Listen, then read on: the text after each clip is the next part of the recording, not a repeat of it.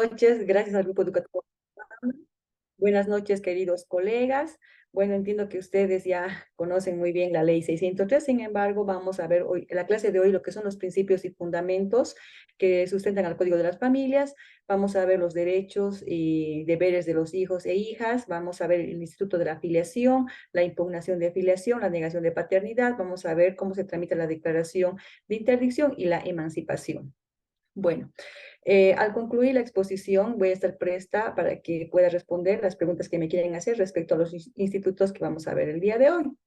Vamos a empezar viendo lo que son los principios y fundamentos, que esto está previsto en el artículo 6 del Código de las Familias, que se tiene a los principios de protección a las familias, tenemos al principio de solidaridad, el principio de diversidad, el principio interculturalidad, el principio de equidad de género, el principio de dignidad, el principio de igualdad de trato, tenemos también al principio de integración social y finalmente tenemos el principio de interés superior de la niña, niño y adolescente. Bueno, este principio ya está previsto en el artículo 60 de la Constitución Política del Estado, que señala que el Estado, las familias y la sociedad son las encargadas de velar por el interés superior de los niños, niñas y adolescentes, y que además se tiene que priorizar su derecho frente a otros derechos de otras personas, ¿no?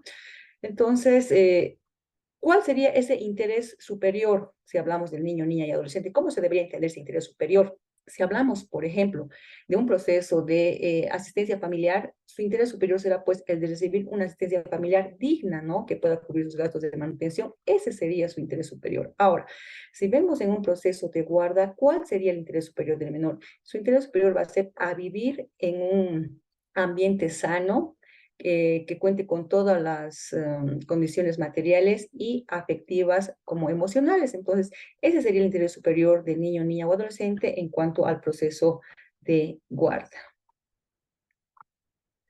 ¿Qué dice el artículo 7 de la ley 603? Nos habla sobre el orden público, que las instituciones reguladas en este código son de orden público y de interés social. Es nulo cualquier acto de renuncia o que establezca lo contrario por voluntad de las y los particulares, salvo en los casos expresamente permitidos por este código. Entonces, ya con este artículo, ¿no? Si bien, vamos a poner un ejemplo, en el caso de una asistencia familiar, ¿no? Resulta que Juan y Juana se han casado, y bueno, ya de muchos años de casados deciden divorciarse, pero tienen un hijo menor que tiene 9 años de edad. Entonces, hacen un acuerdo desvinculatorio, ¿no? Ambos progenitores. Y bueno, decide Juan dejarle la casa, ya, pero que renuncie a la asistencia familiar, ¿no? Entonces, bueno, pues Juana firma, ¿no?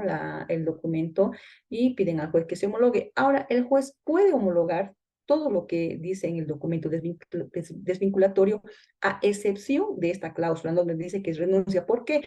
Porque como sabemos, la asistencia familiar es irrenunciable, ¿no? Entonces, otro ejemplo en la cual es nulo estos acuerdos en el Código de las Familias es cuando, igual el mismo ejemplo, ¿no? Juana y Juan son casados, ya se han hecho bienes, tienen dos inmuebles y también tienen una deuda del banco. Entonces, ¿qué dice Juan, no? Ya si me quiero divorciar, nos dividimos, bueno, yo te dejo mi parte y yo me voy sin nada, pero vos pagas la deuda, ¿no? Entonces, por el momento se hace el acuerdo, se homologa, se divorcian y bueno, la Juana se queda con las dos casas y con la deuda, pero de ahí un tiempo se arrepienten, ¿no? Y dicen, no, yo me estoy yendo sin nada, la ley es clara, dice que todos los bienes tienen que dividirse en el 50%, entonces puede interponer en este caso la nulidad, ¿no es cierto?, de ese acuerdo, de ese documento reconocido que ha sido homologado por el juez. Pues por eso dice que cualquier acto, ¿no es cierto?, va a ser nulo siempre cuando contraria a lo que dice la Constitución Política perdón, la ley 603, ¿no? Eso es lo que dice. Ahora vamos a entrar a ver lo que es el parentesco y la afinidad. El parentesco es la relación que existe entre dos o más personas, ya sea por consanguinidad, por adopción o por afinidad. Entonces, nuestros parientes por consanguinidad son aquellos que son parientes biológicamente, ¿no? Que descienden unas de otras, ¿no? Y en la línea colateral como en la línea directa. Ahora, la adopción es cuando se adopta un hijo, ¿no? Se incluye en la familia un miembro que no tiene una relación de consanguinidad, no son parientes biológicos, ¿no? Y por afinidad se entiende cuando, bueno, se casan dos personas y ya la esposa tiene parientes por afinidad a los parientes de su cónyuge, ¿no? Ese sería el parentesco por afinidad. Ahora, ¿qué son los grados de parentesco? La proximidad de parentesco se establece por el número de generaciones. Cada generación constituye un grado y el orden seguido de los grados forma la línea. Ahora, ¿qué son las líneas de parentesco? Tenemos la línea directa y la línea transversal o colateral, ¿no? Entonces, ¿cómo se computa ahora estos grados, no? En la línea directa se computa tantos grados cuantas son las generaciones, excluyendo el tronco. Así la hija o el hijo están con respecto a la madre o al padre en primer grado, y la nieta o el nieto en el segundo con relación a la abuela o abuelo, es decir, aquellos que descienden en una sola línea directa. En la línea transversal tenemos o colateral a los grados se computan por el número de generaciones, subiendo desde uno de los parientes hasta el tronco común y descendiendo luego hasta el otro pariente, siempre excluyendo el tronco. Así, dos hermanas o hermanos están en segundo grado, la tía o el tío y la sobrina o sobrino en tercero y las primas o primos hermanos en cuarto. Es decir, que para computar los grados no se tiene que computar de uno mismo. O sea, si yo quiero, a ver, ¿yo en qué grado estoy, por ejemplo, con mi hija, ¿no es cierto? Estoy, primero cuento, yo no me cuento, tengo que contar a partir de mi tronco. ¿Quién es el tronco? Mi papá, ¿no ve? Entonces, por ahí tenemos que ir y bajar, ¿no ve? En este caso, tenemos aquí un cuadrito que está, ya nos dice quiénes están en primer grado, ¿no ve? Del titular o el cónyuge, ya están los padres en primer grado, los suegros, los hijos, el yerno o la nuera. En segundo grado tenemos a los abuelos, a los hermanos, a los cuñados, a los nietos. En tercer grado se tiene a los bisabuelos, a los tíos, a los sobrinos, a los bisnietos, y en cuarto grado tenemos a los primos. Así se computan los grados para el parentesco. Generalmente, ¿para qué nos piden este parentesco, no? Ya sea para entrar a trabajar en una institución, ¿no es cierto?, donde no tiene que haber incompatibilidad, no dicen hasta el cuarto grado de consanguinidad y segundo por afinidad. Es por eso que debemos conocer estos grados de parentesco. ¿Qué es la Doctora, afiliación? buenas noches. Disculpe, Buenas noches. no tiene audio. Doctorita, disculpe, está el audio normal. Solo que la doctorita no activó su audio, por favor. Ah, ya estoy con audio, ¿no? Ya. Por favor, la colega que active su audio para que se escuche. No sé si puedo seguir con la clase. Adelante, doctorita, por favor, mil disculpas. Ya. Bueno, vamos a entrar ahora a lo que es la afiliación. La afiliación es la relación jurídica de parentesco que existe entre dos personas, entre dos o más personas, ¿no? Padres e hijos, que puede tener lugar por naturaleza, por adopción, y determina los derechos y obligaciones derivados de este vínculo. La filiación determina unos derechos y obligaciones. En nuestra ley 603 tenemos esto en el artículo 12, párrafo primero, que establece que es la relación jurídico-familiar que genera derechos y obligaciones de la madre, del padre o de ambos, con relación a sus hijas o hijos. En relación a la madre se denomina maternidad y en relación al padre se la denomina paternidad. La filiación como derecho de las hijas e hijos se constituye en un vínculo jurídico y social que genera identidad de estos con relación a su madre, a su padre o ambos. Es decir, que los hijos tienen el derecho a contar con una filiación de su madre, de su padre o de ambos, ¿no? Entonces, esto ya está, esta afiliación, este derecho está previsto también en la ley 603, no solamente en el artículo 12, sino también en el derecho, obligación y garantía de la afiliación, que también señala en el artículo 13. Toda hija o hijo tiene derecho a la afiliación materna, paterna o de ambos. Toda madre, padre o ambos tienen la obligación de establecer la afiliación de su hija o hijo, y el Estado va a garantizar la afiliación materna o paterna o de ambos. ¿Qué dice el artículo 32? Nos habla sobre los derechos de las hijas e hijos. Sin perjuicio de los derechos humanos, las y los hijos tienen el derecho a la afiliación materna, paterna o de ambos, la identidad y llevar los apellidos de su madre, de su padre o de ambos, u otro convencional conforme lo establecido en el Código Niña, Niño y Adolescente. Entonces entendemos que la afiliación es un derecho no solamente por la ley, es un derecho constitucional, porque en el artículo 65 ya establece claramente la afiliación, ¿no? Cuando no van de manera conjunta los progenitores a registrar, puede ir uno de ellos, ¿no es cierto? Y por indicación se podría registrar. Esto lo vamos a ver más adelante, ¿ya?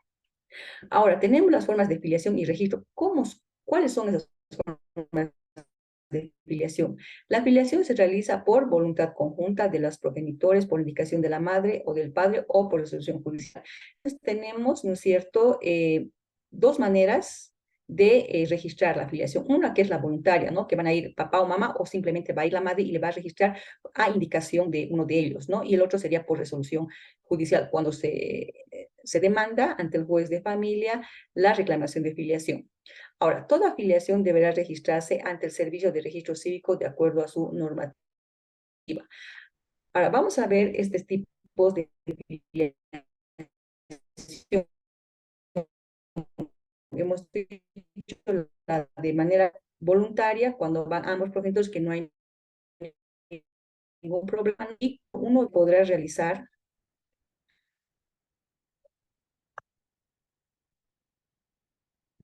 Creo que ha habido algún problema. Ya. Perdón, la madre o el padre podrá realizar el registro de filiación de su hija o hijo menor de edad y por indicación la maternidad o paternidad del otro progenitor debidamente identificado cuando éste no lo realice voluntariamente o esté imposibilitado de hacerlo. Entonces, cuando el progenitor no quiere reconocer o ha desaparecido y le ha dejado embarazada a la mamá lo que tiene que hacer cuando nazca el hijo, tiene que ir a las oficinas del registro cívico a registrar esta filiación. ¿Y cómo lo va a hacer? Por indicación, no solamente porque dice en este artículo 15, sino porque la misma Constitución en la de las niñas, niños y adolescentes va a valer por indicación de la madre o el padre. Esta presunción será válida salvo prueba en contrario a cargo de quien niegue la filiación. En caso de que la prueba niegue la presunción, los gastos incurridos corresponderán a quien haya indicado la afiliación. Entonces, bueno, volvamos a la ley 603, ¿no? La mamá va al CERESI, registra a su hijo con su apellido. Ahora, ¿qué pasa cuando el progenitor se entera de que tiene un registro, ¿no? De que tuviera un hijo? Porque generalmente son los sorprendidos, ¿no? Tendría que hacer una demanda de, ya sea de negación de paternidad o de impugnación de filiación.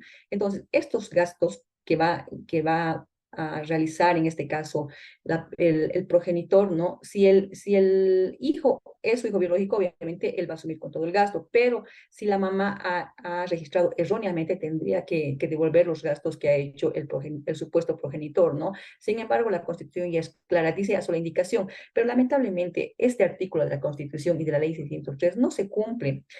Bueno, los abogados que litigan en este tipo de trámites, por ejemplo, ante el CERESI, ya, el CERESI ha sacado un instructivo o circular, ya, en la cual dice que no se puede registrar nuevamente, no es nuevamente, sino que no puede registrar a un hijo que ya tiene el registro solamente con el apellido de la mamá. Entonces, las mamás a veces, porque desconocen la norma o porque están resentidos con el progenitor, van al CERESI y le registran solamente con su apellido. Entonces, el hijo lleva un solo apellido. Ahora, ¿en qué queda la Constitución cuando dice a sola indicación? Entonces, ¿qué tal la mamá se arrepiente, va y le dice, sabe que yo tengo, apareció el papá de mi hijo y es fulano de tal? Entonces, aquí ya no quieren registrar el CERESI, que dice que sea con orden judicial. Entonces, lamentablemente, hasta el día de hoy no se ha podido interponer ninguna acción constitucional, ¿no?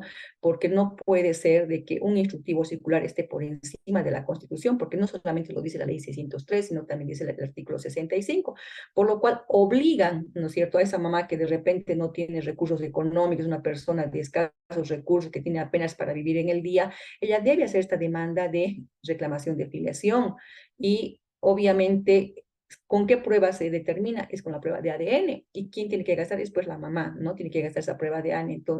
Entonces, yo creo que se está cargando aquí a la mamá y al menor, ¿no es cierto? Quien no está recibiendo ese monto de dinero que seguramente tendría que ser para sus gastos de manutención, tiene que pagar al abogado, tiene que pagar el ADN, ¿no? Que, bueno, cobran, ¿no? Si bien se hace ante el IDIF, que es una institución del Estado, sin embargo, en estos casos se cobra. Vamos a ver ahora la afiliación judicial. Hemos visto la voluntaria, hemos visto la que se hace por indicación. Ahora, ¿cómo es la afiliación judicial? La persona mayor de edad que no cuente con filiación materna o paterna debidamente establecida podrá demandar la afiliación ante la autoridad judicial en materia familiar. La acción también podrá ser interpuesta por sus descendientes. La o el hijo póstumo podrá dirigir su acción contra los herederos de quienes considera su madre o su padre. Si la resolución judicial declara aprobada la demanda, se dispondrá en la misma resolución el respectivo registro. Bueno, aquí la ley 603 ya nos está señalando que solamente las personas mayores de edad pueden solicitar la reclamación de filiación, ya sea materna o paterna, ¿no? Entonces, una vez que se tramite el proceso, ya, el juez a la hora de dictar la sentencia, en su parte resolutiva, debe señalar, ¿no? Ahora, si es probada la afiliación, tendrá que disponer que se incluya en la partida de nacimiento del, del demandante el apellido del papá y asimismo en la casilla del progenitor tener que introducir los datos de este progenitor, ¿no? Ahora, si el papá en este caso hubiese fallecido, igual se puede demandar a los medios hermanos, ¿no? Entonces, con esa prueba de ADN va a determinar si son o no son parientes biológicos. Entonces, o sea, no interesa que haya fallecido el papá o la mamá, igual se puede hacer la demanda, pero como les he señalado, solamente habla aquí del hijo mayor de edad, no habla del hijo menor de edad. Entonces, ¿qué dice la Constitución Política del Estado al respecto? El artículo 60 establece que es deber del Estado, la sociedad y la familia garantizar la prioridad del interés superior de la niña, niño y adolescente que comprenda la preeminencia de sus derechos, la primacía en recibir protección y socorro en cualquier circunstancia, la prioridad en la atención de los servicios públicos y privados y el acceso a una administración de justicia pronta, oportuna y con asistencia de personal especializado. Entonces, aquí ya nos está diciendo la Constitución que se debe priorizar el interés superior. Entonces, ¿cuál sería su interés superior en este caso de un proceso de reclamación de filiación del menor a contar justamente con esa afiliación de su padre y de su madre? ¿Qué nos dice el artículo 6, inciso I, el artículo 220K de la ley 603, así como el artículo 3 de la Convención sobre los Derechos del Niño? Su primer parágrafo indica: en todas las medidas concernientes a los niños que tomen las instituciones públicas o privadas de bienestar social, los tribunales, las autoridades administrativas o los órganos legislativos, una consideración primordial a que se atenderá el interés superior del niño. Entonces, si bien nuestra ley señala solamente, habla de los hijos mayores de edad quienes pueden reclamar la afiliación, sin embargo, en la ciudad de Sucre, por lo menos, se han emitido autos de vista en la cual han hecho una interpretación no solamente de los principios, de los valores y de lo que dice el artículo 60 de la Constitución Política del Estado, ¿no? Sino que han hecho una interpretación también de la ley 025 que se tiene como una competencia de los juzgados de familia en los procesos de filiación. Entonces han hecho la interpretación y han dicho que también sean los jueces de familia quienes conozcan la reclamación de filiación ya o la filiación de los menores de edad. O sea, que ya no solamente tendríamos que ver de los mayores como dice la ley, sino que también debemos aplicar para aquellos menores de edad, tomando en cuenta de que el CERESI, como les he mencionado, no quiere registrar. O sea, si hay un registro, por nada quieren modificar, quieren que sea siempre el juez que les diga, a ver, al señor registro cívico, introduzca estos datos, ¿no? Entonces, eso es lo que exigen, ¿no? Entonces, por eso, para no cerrarles el acceso a la justicia a estas personas, en este caso a la mamá, quien reclama la afiliación de su hijo, se debe atender este tipo de procesos también para los menores de edad. Ahora, ¿cómo se acredita la afiliación? La afiliación se acredita mediante el certificado de nacimiento emitido por el CERESI. Bueno, hemos visto ya lo que es la afiliación judicial. Ahora vamos a ver el Instituto de la Negación de Paternidad. ¿Qué nos dice el artículo 18? Nos habla de la acción de negación de paternidad o maternidad. En el párrafo primero establece que la maternidad o paternidad puede ser negada por quien figure en el registro como padre o madre en el plazo máximo de 6 meses desde que ha tomado conocimiento de su registro. A ver, ¿qué quiere decir, no? En este caso debemos entender ya que se ha registrado al hijo con el apellido y con el nombre como progenitor de esta persona ya por indicación, como es el artículo 65 y el artículo 15 de la ley 603. Entonces ha ido la mamá, le ha registrado, ha dicho, este señor es su papá, por indicación, se le ha registrado, ¿no? ¿Y cuándo se entera ahora esta persona? Porque para demandar tiene que haber pruebas, no es que diga nomás, me he enterado, no tiene que haber alguna prueba, algún documento que diga cuándo se ha enterado. En este caso, si la mamá está demandando la asistencia familiar, el documento idóneo va a ser pues la citación con la demanda. Ahí se está enterando este señor que tiene un hijo que ha sido registrado por indicación. Entonces, a partir de esta citación con la demanda de asistencia familiar, tiene los 6 meses para poder interponer su demanda de negación de paternidad en mérito al artículo 18, párrafo primero, ¿no? Ahora, ¿qué dice el párrafo segundo? Nos habla que la persona que ha registrado una afiliación errónea puede también plantear la acción de negación de maternidad o paternidad en el término de 5 años computables desde la inscripción en el CERESI. ¿Qué quiere decir, no? De que Juan y Juana, bueno, se han casado, han ido al CERESI, han registrado, dicho, sí, este es mi hijo, ¿no? Y resulta que cuando el menor ya tiene unos 4 años, le dice, ¿no? Seguramente la mamá en un momento de pelea, no es tu hijo, ¿no? O sea, o el papá parecido, ¿no? O los familiares o los amigos le han dicho, no es tu hijo, es otro, su papá. Entonces, como que ya hay duda en esta persona. ¿Y cómo demanda, no? Entonces, demanda dice que él, creyendo que era su hijo, le ha registrado como su hijo. Sin embargo, no es, ¿no? Y tendría que explicar y hacer un resumen en su demanda de qué es lo que ha pasado, ¿no? Entonces, en el párrafo segundo del artículo 18, solamente dentro de los 5 años. Ahora, si él ya no puede acogerse a esto, aunque a los 6 se haya enterado de negación de paternidad. Ahora, ¿cuándo no se aplica esta impugnación de filiación o negación de paternidad? En los casos en que se haya recurrido a técnicas de reproducción asistida con consentimiento escrito previo, informado y libre de la madre, del padre o de ambos. No se aplica la impugnación de filiación para quienes hubiesen dado sentimiento. Entonces, en los únicos casos, en esos.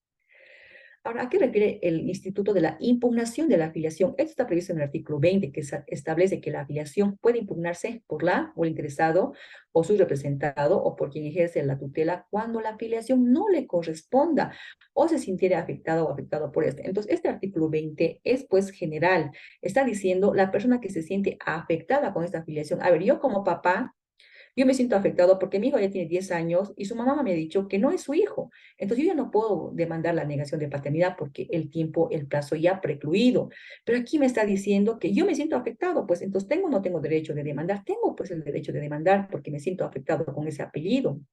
Me siento afectado, perdón, con ese apellido que le he dado a una persona que no es mi descendiente, que no lleva mi sangre. Pero lamentablemente el artículo 21 nos habla de la reclamación e impugnación de filiación que procede en los siguientes casos. O sea, nos está diciendo ya, aparte del 20, que es de manera general, o sea, ¿en qué casos tendría que proceder la impugnación de filiación? Nos habla del inciso A, que es la suposición o simulación de embarazo o alumbramiento. Nos dice por la sustracción o sustitución del o el hijo. Nos dice porque cuando existe acusación ante la autoridad competente por ser o haber sido víctima de delitos contra la libertad sexual por parte de la madre o el padre, y cuando provenga de una acusación ante la autoridad competente por delitos contra la libertad sexual a la madre de la hija o el hijo que impugna la filiación.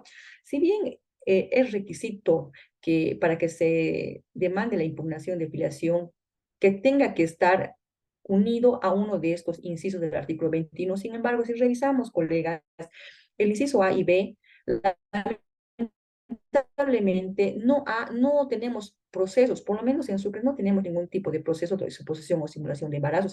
Este tipo de delitos no los tenemos. Como bueno, esta ley es obviamente copia de otro país, de otra legislación, no han podido adecuar estos requisitos a nuestra realidad. No tenemos ese tipo de proceso. Bueno, en cuanto a aquellas personas que realmente se sienten afectadas, porque, a ver, ¿qué tal el papá ha ido, le ha hecho una prueba de ADN en un laboratorio privado y ha salido que no es su hijo? Ahora, este señor, ¿cómo va a demandar si ya se ha pasado el tiempo, el plazo que dice el artículo 18? Entonces tendría que acudir al 20, pero forzadamente lo están usando el inciso A, ¿no? Como suposición o simulación de embarazo o alumbramiento. Entonces, por ejemplo, este artículo 20 no debería haber una modificación legislativa, debía hacerse porque estos delitos no se adecuan a nuestra realidad, ¿no? Pero bueno, esos son los requisitos por los cuales tendría que demandarse la impugnación de filiación. Esta acción puede ser interpuesta por la o el hijo menor de edad, por intermedio de sus parientes hasta el 4.º grado de consanguinidad o segundo de afinidad, o por la Defensoría de la Niñez y Adolescencia. La resolución que declare aprobada la demanda dispondrá el nuevo registro de filiación ante el CERESI y quedan a salvo el derecho de las partes y de terceros interesados. Entonces, igual que la negación de paternidad, ¿no? Una vez que se resuelva, si declara aprobada la impugnación de filiación, bueno, pues tendrá que suprimirse el apellido del progenitor, así como el nombre del progenitor en la casilla del padre en la partida de nacimiento. Ahora, ¿cuándo es imprescriptible la acción de la impugnación de filiación? el artículo 22 señala que la hija o el hijo pueden iniciar la acción en cualquier tiempo, no existiendo ningún plazo para su interposición. No es como la negación de paternidad que nos dan plazos, ¿no? En cambio, aquí nos dice que el hijo en cualquier momento de su vida puede presentar la impugnación de filiación. Ahora, ¿qué nos dice el artículo 23, no? Nos habla de la no afectación al derecho a la identidad. La procedencia de la negación de paternidad o de paternidad o de la impugnación de filiación extingue todo el riesgo personal y patrimonial. En todo caso, que son de paternidad e impugnación de filiación son declaradas probadas y se disponen, ¿no?, que se suprima el apellido paterno del progenitor, ¿no es cierto? Puede ser que este beneficiario que tiene, no sé, pues con ese apellido, además que la gente le conoce con ese apellido. Entonces, lo que nos está diciendo este artículo, que no se debe afectar a esa identidad, ¿no? Es por eso que el artículo 23 dice que pueden utilizar el apellido, pero convencional, o sea, ya no sería como que es el hijo de Juan Pérez, si no lleva el apellido Pérez, pero no, su papá no es Juan, sino es un apellido convencional. Esto a efectos, ¿no es cierto?, de que afecte seguramente al tema patrimonial del que supuestamente era su progenitor. Pero, ¿qué nos dice UNICEF al respecto? Nos dice que el Estado tiene la obligación de asumir y resguardar el derecho a la identidad.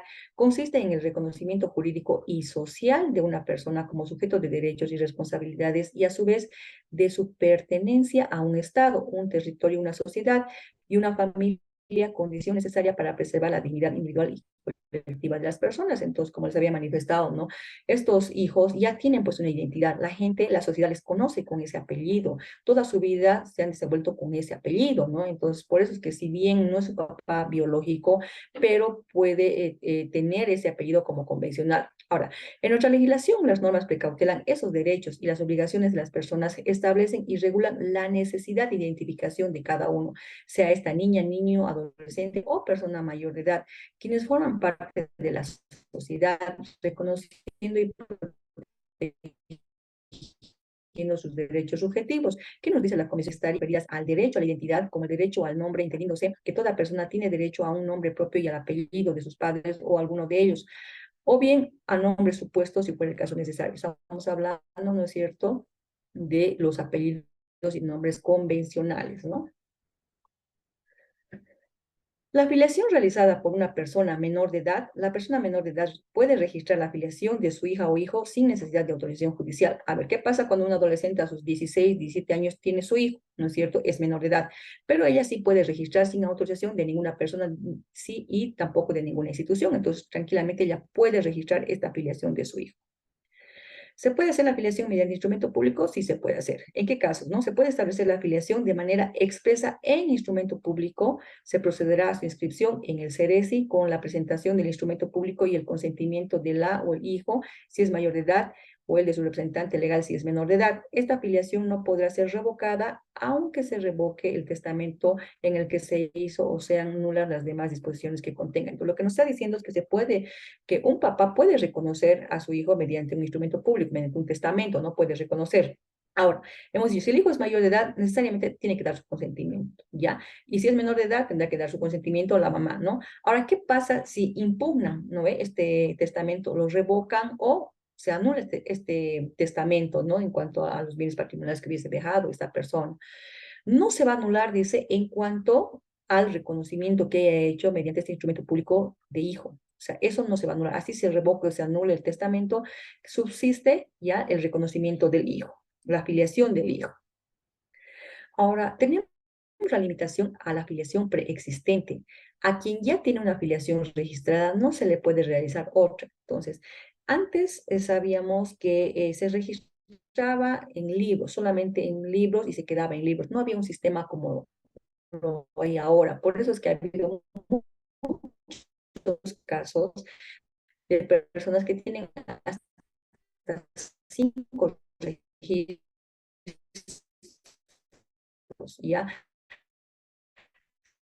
5 registros con diferentes, ya sea su nombre con Z, con E, la persona tenga que hacer diferentes trámites administrativos, hasta judiciales, para hacer cancelar esas partidas de nacimiento. Es por eso que ahora, como el sistema es único, todo está centralizado, ya no pueden sacarse. O sea, si yo voy a un registro civil, saco con mi primer nombre, por decir, y con todos mis datos correctos, y voy nuevamente al registro civil y quiero sacar, ya sea en Santa Cruz o en Potosí o donde sea, yo quiero sacar con otro nombre, con un segundo nombre más, ya no me van a aceptar, ¿no? Porque ya hay una partida de nacimiento con mis mismos datos, se puede adicionar el segundo nombre por el cual tendría que hacer un trámite administrativo, ¿no? El artículo 27 nos habla de la acción conjunta. Quien pretende el establecimiento de una nueva filiación deberá accionar contra la persona respecto a quien niega su filiación y también respecto a la persona a quien le atribuye si corresponde. Entonces, lo que nos está diciendo este artículo es cuando una persona va a demandar la impugnación de filiación porque le dice, señor juez, sabe que este señor no es mi padre, ¿ya? Aquel señor sí es mi padre. Entonces, ¿qué nos está diciendo la ley? Que tiene que presentar de manera conjunta. Entonces, tendría que demandar la impugnación de filiación contra el señor Juan Pérez y tendría que solicitar la reclamación de filiación de Augusto Solís, por ejemplo, ¿no? Entonces, tiene que ser acción conjunta. Impugna contra este señor y reclama de este otro señor. Esa es la acción conjunta. Ahora, ¿se puede hacer la afiliación de hija o hijo en vientre? Sí. La afiliación de hija o hijo en vientre da lugar al ejercicio de los derechos y efectos otorgados a toda afiliación. La afiliación de hija o hijo en vientre para beneficio del concebido o concebida a la madre o al padre o de ambos se registra ante el CERESI. Entonces, lo que tiene que hacer en este caso, la pareja tendría que ir ante el CERESI a registrar el nacimiento de su hijo, ¿no? De que está embarazada la señora. O lo puede hacer directamente ella, ¿no es cierto? O lo pueden hacer ambos, o lo puede hacer directamente el papá. Entonces, pero sí se tiene que registrar, ¿no es cierto? El hijo adviente ante el CERESI, les van a entregar un certificado. La afiliación se realiza por el hijo mayor de edad. La o el hijo mayor de edad únicamente podrá ser filiado con su asentimiento en los mismos efectos en derecho, deberes y obligaciones de las familias. Entonces, cuando se quiere otorgar la filiación a un hijo mayor de edad, esta persona debe dar su consentimiento, si quiere o no quiere tener la filiación de esta persona. Si la o el hijo mayor de edad ha fallecido, su filiación procederá únicamente con el asentimiento de sus parientes hasta el 4º grado de consanguinidad o de adopción, a quienes les corresponderá en los derechos, deberes y obligaciones en las familias. El artículo 30 nos habla de la pericia.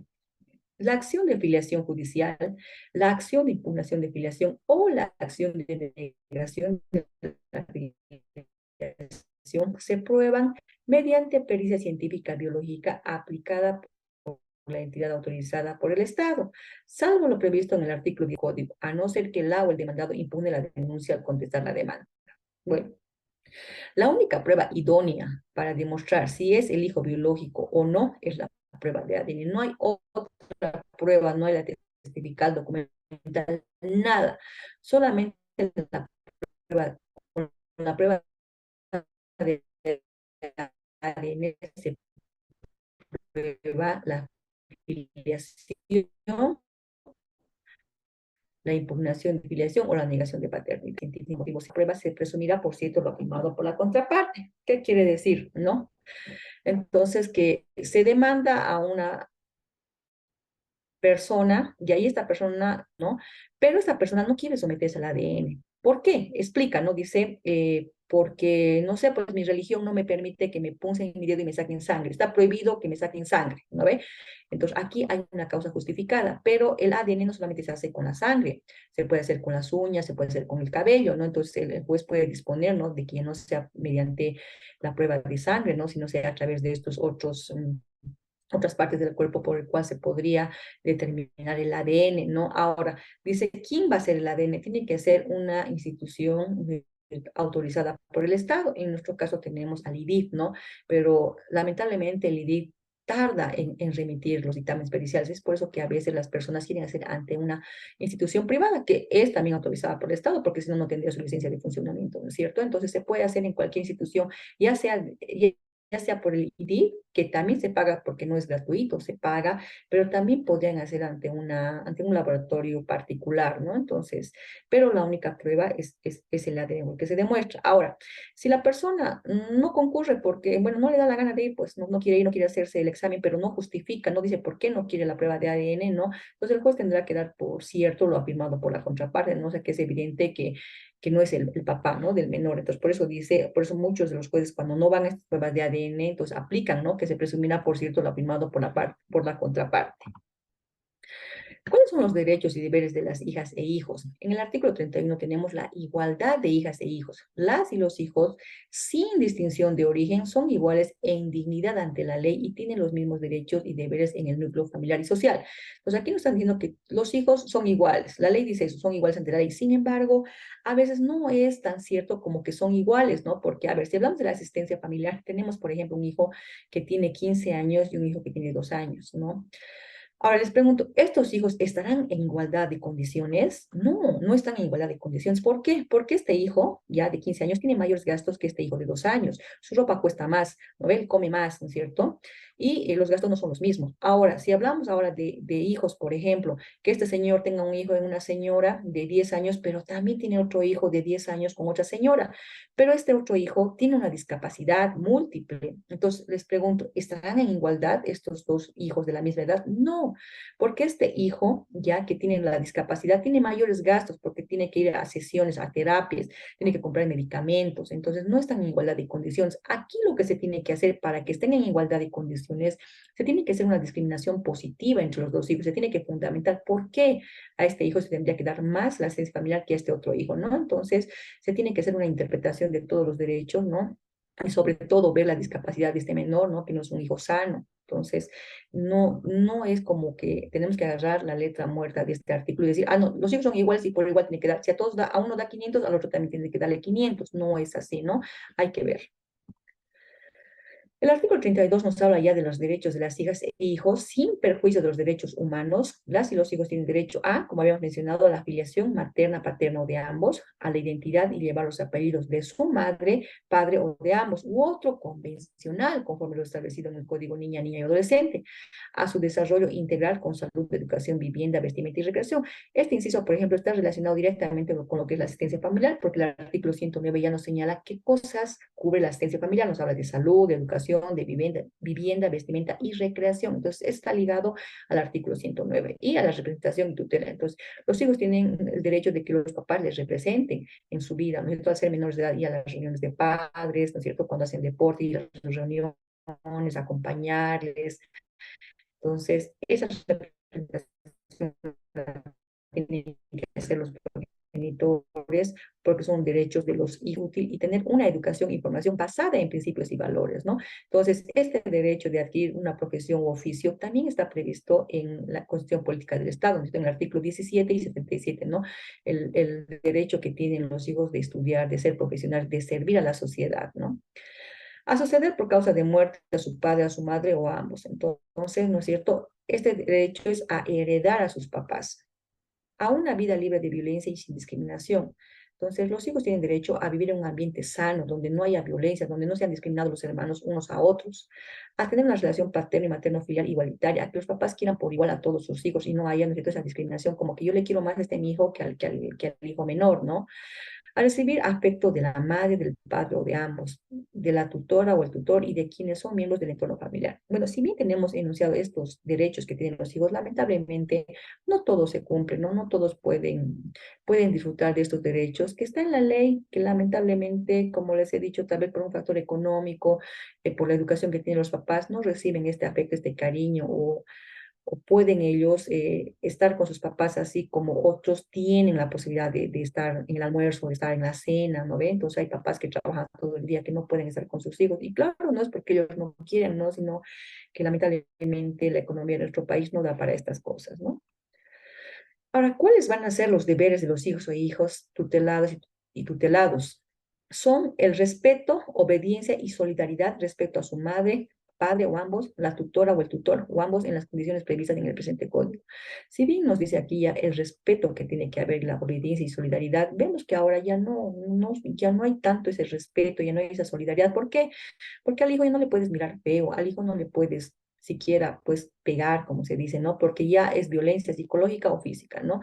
Entonces los hijos a partir de ello, o sea, contestan a los papás, o sea, ya no puedes educarle como antes, porque antes ya con una mirada ya quietito, no veía, no hacías nada, en cambio ahora no, o sea, si vos le gritas es violencia psicológica, si le pegas, violencia física, ¿no? Entonces, ¿Cómo podemos educar a los hijos? Tomando en cuenta que a esa edad los hijos cuando son pequeños no entienden, ¿no? Entonces, eh, tampoco nuestra sociedad está preparada como para que nosotros tengamos que hablarles y ellos entiendan, ¿no? O sea, nuestra educación es muy diferente a la de otros países.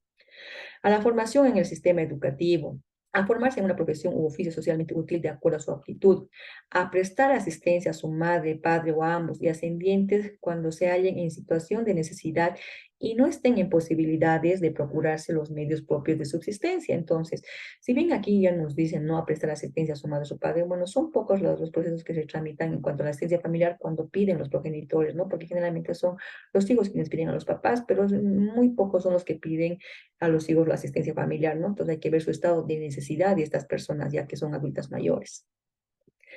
El deber de convivencia. La o el hijo, bajo la autoridad parental, deberá vivir en compañía de su padre y madre o con quien la o lo tenga bajo su cuidado personal. No puede sin permiso abandonar el hogar siempre y cuando no sea objeto de abuso, explotación, maltrato o violencia física, psicológica, sexual o negligencia. Entonces, el padre que tenga la guardia del hijo, es el papá o la mamá, tiene, ¿no es cierto?, la obligación de el hijo permanecer en el domicilio del papá o de la mamá, a no ser que este hijo esté sufriendo, pues, abusos, ¿no? Entonces, en este caso, o sea, la persona que conozca de estos abusos tendría que denunciar para que sea la Defensoría de la Niñez y Adolescencia quien rescate a este menor, ¿no? Y pueda entregar a una familia empleada o a una casa hogar, ¿no? Entonces, es responsabilidad, ¿no?, de la sociedad de ver que los hijos no sufran ese tipo de abusos, ¿no? Ahora, ¿qué pasa cuando tiene la guarda, por ejemplo, el papá, ¿no? Y la mamá tiene derecho de visita? En este caso, aquí dice el deber de convivencia, que no se puede alejar el hijo del domicilio. Puede ir de visita, sí, pero si se lo lleva la mamá, en este caso, el papá puede pedir la restitución, ¿no? Y con la ayuda de la fuerza pública tendría que ser la restitución del menor al seno paterno. Vamos a ver la protección familiar a niñas, niños y adolescentes. Ahora, esa protección está prevista en el artículo 35, que dice que la protección familiar a las niñas, niños y adolescentes se realiza mediante la autoridad de la madre o del padre o de ambos, la administración de sus bienes y la representación legal en armonía con los intereses de la familia, la sociedad en la forma prevista por este código. Entonces, los primeros llamados por ley para garantizar la protección a nuestros hijos son pues justamente los papás, quienes tienen que dar todo lo necesario para que los hijos estén bien, ¿no? Y puedan administrar en este caso también sus bienes, ¿no? Ahora, a falta de padres, los otros miembros de la familia estarán obligados a la protección que corresponda bajo control de la autoridad administrativa o judicial. El artículo 36 nos habla de la libertad de opinión, principios y medidas de protección. Las y los hijos menores tienen garantizado el derecho de expresar su opinión libremente en todos los asuntos que les afecten en función de su edad y madurez. Se les escuchará directamente en todo procedimiento judicial o administrativo que les afecte, con apoyo de equipo técnico especializado del ente correspondiente. ¿Qué nos dice el artículo 3.1 de la Convención sobre los Derechos del Niño, ratificada mediante la Ley 1152 del 14 de mayo de 1990, cuyo tenor literal señala: en todas las medidas concernientes a los niños que tomen las instituciones públicas o privadas del bienestar social, los tribunales, las autoridades administrativas o los órganos legislativos, una consideración primordial a que se atenderá será el interés superior del niño. Entonces, si bien la normativa institucional y la familiar señalan que se debe escuchar la opinión del niño a través de una audiencia reservada, es evidente esto, ¿no? Hay que ver primero la madurez de este niño, ¿no? Y la edad con la que cuenta, ¿no? Entonces, esta audiencia reservada la hacen solamente el juez y la psicóloga y el menor o la menor, ¿no? Entonces se va a escuchar su opinión en un proceso de guarda, por ejemplo, ¿no? El niño dirá, pues, con quién quiere vivir, pero no solamente es esa pregunta que se le va a hacer, sino que el psicólogo va preguntando y ya tiene una idea, o sea, cómo está el niño, no si está afectado psicológicamente, porque muchas veces hay la alineación parental o marital, ¿no? Entonces, lo que se tiene que hacer es determinar realmente si este niño, niña o adolescente está afectado, ¿no? Es decir, tal vez la mamá le ha enseñado qué es lo que tiene que decir o el papá, ¿no? Entonces se ve cuando se escucha al menor, cuando empieza a hablar. Ahora, si bien dice que para tomar una determinación en cuanto a la opinión del menor en el caso de guarda, no solamente es el único instrumento por el cual el juez va a basar su resolución en la opinión del niño, sino también va a ser a través de los informes de los equipos interdisciplinarios de los juzgados de familia, ¿no? O de un perito especializado quien va a decir si realmente este niño está alineado con uno de sus progenitores o, ¿no es cierto? No, ¿no? Y además que nos va a decir, ¿no es cierto?, quién tiene las mejores condiciones, quién tiene la idoneidad para tener la guarda, la mamá o el papá. Entonces, no solamente es el tema material, sino también afectivo y emocional. Entonces, el juez tendrá que valorar estas pruebas y ver, ¿no? Ahora sí, el menor dice, quiero estar con mi papá, pero el papá no le da las condiciones afectivas, por ejemplo, pero materiales sí, ¿no ve? Y la mamá sí le da material y afectiva, pero el hijo quiere vivir con el papá. Entonces, el juez tendrá pues que velar el interés superior, como habíamos visto, ¿no? ¿Cuál es su interés superior? A vivir, ¿no es cierto?, en un ambiente sano, en un ambiente que tenga las condiciones no solamente materiales, sino emocionales. Entonces, el juez tendrá que disponer, ¿no?, con quién se va a ir el menor y a la vez también en la misma resolución, tal vez solicitar, ¿no?, que se hagan las terapias al menor para que, bueno, él tenga ese encuentro con la mamá, ¿no? Y que no se violente al ir a vivir con la mamá porque no quiere vivir, ¿no? Entonces, saber las causas, por qué no quiere vivir con la mamá o con el papá, ¿no? De lo contrario. Entonces, en conjunto, el juez tiene que valorar todas estas pruebas, ¿no? En los procesos que involucren a una niña, niño o adolescente, las autoridades judiciales deberán aplicar de manera preferente los principios y las medidas de protección social establecidas por el Código Niño, Niña y Adolescente. Entonces, esas medidas pueden ser, ¿no?, que se hagan tal vez que se haga una terapia y también que se haga un seguimiento, ¿no?, por parte de la Defensoría de la Niñez y Adolescencia para ver cómo está viviendo el menor, en este caso, ya sea con la mamá o con el papá, ¿no es cierto? Y deberá remitir informes para saber cómo está viviendo y las terapias, ¿no?, que son muy importantes. Vamos a ver la autoridad de la madre y del padre de ambos. Ahora, ¿cuál es el carácter y la finalidad? La autoridad de la madre y del padre de ambos es una función de carácter natural y jurídico que conlleva derechos y obligaciones en las relaciones entre la madre, el padre y sus hijas e hijos menores de edad. Se establece para el cumplimiento de sus derechos y deberes respecto a sus hijas e hijos menores de edad y se ejerce bajo vigilancia de las autoridades e instancias públicas correspondientes. ¿Cuál es la situación de las hijas e hijos menores de edad? Las y los hijos menores de edad no emancipados estará bajo la autoridad de la madre, del padre o de ambos. Entonces, aquel hijo menor de 18 años debe vivir con su mamá, con su papá o con ambos, ¿no? Esa es la situación de los hijos. Ahora, la o el hijo menor de edad no puede ser separado de su madre, de su padre o de ambos, guardadora o guardador y tutora o tutor, sino conforme a las causas, condiciones establecidas en el presente código y el código niña, niño, adolescente. Entonces, no se le puede separar al hijo porque sí, ¿no? Si se separa al hijo del papá o de la mamá es justamente porque debe haber una revocatoria de guarda, modificación de guarda, o ha habido un proceso penal seguramente donde se ha rescatado al menor, ¿no? Entonces, solamente por esas razones se podría separar al hijo menor de edad de los papás, de los tutores o guardadores. La autoridad sobre las y los hijos comunes se ejerce por la madre, el padre o ambos. Se presume que los actos de uno solo de ellos que se justifiquen por el interés del la o el hijo cuentan con el asentimiento del la o el otro. A ver, si el hijo vive con los padres, papá y mamá, ¿no? Y uno de ellos decide, no sé, pues unilateralmente ponerle a un colegio particular, pese a que son de escasos recursos, ¿no? Y si la otra, si la progenitora no dice nada, se entiende que está dando su consentimiento a que este hijo entre a un colegio particular, ¿no? No es una decisión obviamente unilateral, pero la otra parte no está reclamando, como que está de acuerdo, entonces está dando su consentimiento para que el hijo esté en un colegio o una escuela particular. Los acuerdos que celebren entre sí, la madre y el padre, pueden aceptarse siempre que no sean perjudiciales al interés de la o el hijo. Los desacuerdos entre estos se resolverán en la vía administrativa y en su caso jurisdiccional. Entonces, cuando no hay un acuerdo entre los progenitores, si bien pueden ir a una vía administrativa, pero también la pueden hacer judicial, ¿no? En este caso, tendrían que demandar el desacuerdo de los padres a través de un proceso de resolución inmediata en materia familiar. Si bien tenemos el proceso, entonces tendrá que tramitarse y ver qué es lo mejor, ¿no? O sea, por qué el desacuerdo de los papás en relación a los hijos. La autoridad exclusiva de la madre o del padre. En los casos de abandono de la madre o del padre, pérdida o suspensión de autoridad de uno de ellos, el divorcio, la nulidad de la unión conyugal, la autoridad se ejerce de manera exclusiva, sea por la madre o el padre, resguardando el interés superior de niñas, niños y adolescentes. En el caso, bueno, que los papás ya no vivan juntos, ya sea por el divorcio, sea por la separación, sea por la pérdida de la suspensión de la autoridad materna o paterna, o la nulidad de la unión conyugal, se supone que los hijos van a vivir con uno de ellos, ¿no? O sea, la guarda se va a dar a uno de ellos, ¿no? ¿Quién va a resguardar el interés superior de estos menores? Ahora, En caso de fallecimiento o declaración de fallecimiento presunto de la madre o del padre, la o el sobreviviente ejerce la autoridad sobre las y los hijos si la o el sobreviviente era divorciado o separado del la o el fallecido y no tenía la guarda de las hijas e hijos. La autoridad judicial, a petición de parte interesada, dispondrá lo que más convenga al interés superior de dichas hijas e hijos. Entonces, si es un matrimonio y muere uno de ellos, por ejemplo, muere la mamá, entonces la guarda es para el papá, porque son matrimonios o viven en una unión libre, entonces no hay mucho problema ahí. Ahora, ¿qué pasa cuando los papás ya eran separados y la guarda la tenía el papá? Pero resulta que el papá fallece, ¿no? Entonces, si ha fallecido el papá, los menores al momento del fallecimiento se van a quedar seguramente con la familia ampliada del papá, que pueden ser los abuelos o pueden ser los hermanos.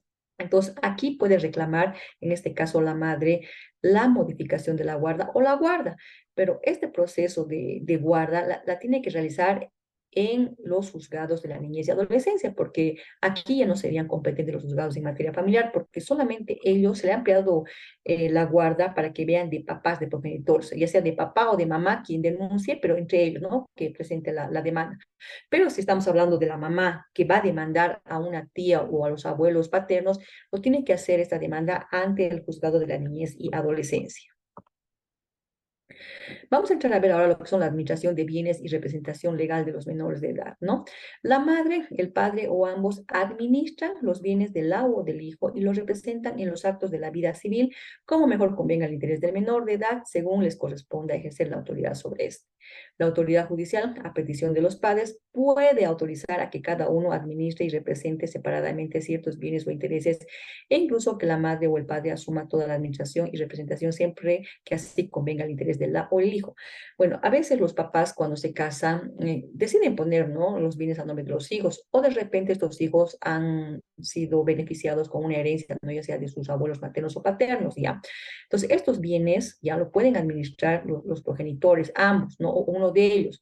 Ahora, si no hay un acuerdo entre ellos, entonces pueden pedir a la autoridad judicial, ¿no?, de que uno de ellos se haga cargo de la administración, que sea el juez que decida quién va a administrar estos bienes, ¿no? Y tiene que ser, ¿no es cierto?, en interés superior de esto, ¿no? Para que convenga al hijo o a la hija esta administración legal que se les va a dar a los padres. Ahora, la madre o el padre que administre bienes de sus hijas o hijos estarán obligados a rendir cuentas cuando así se lo solicite.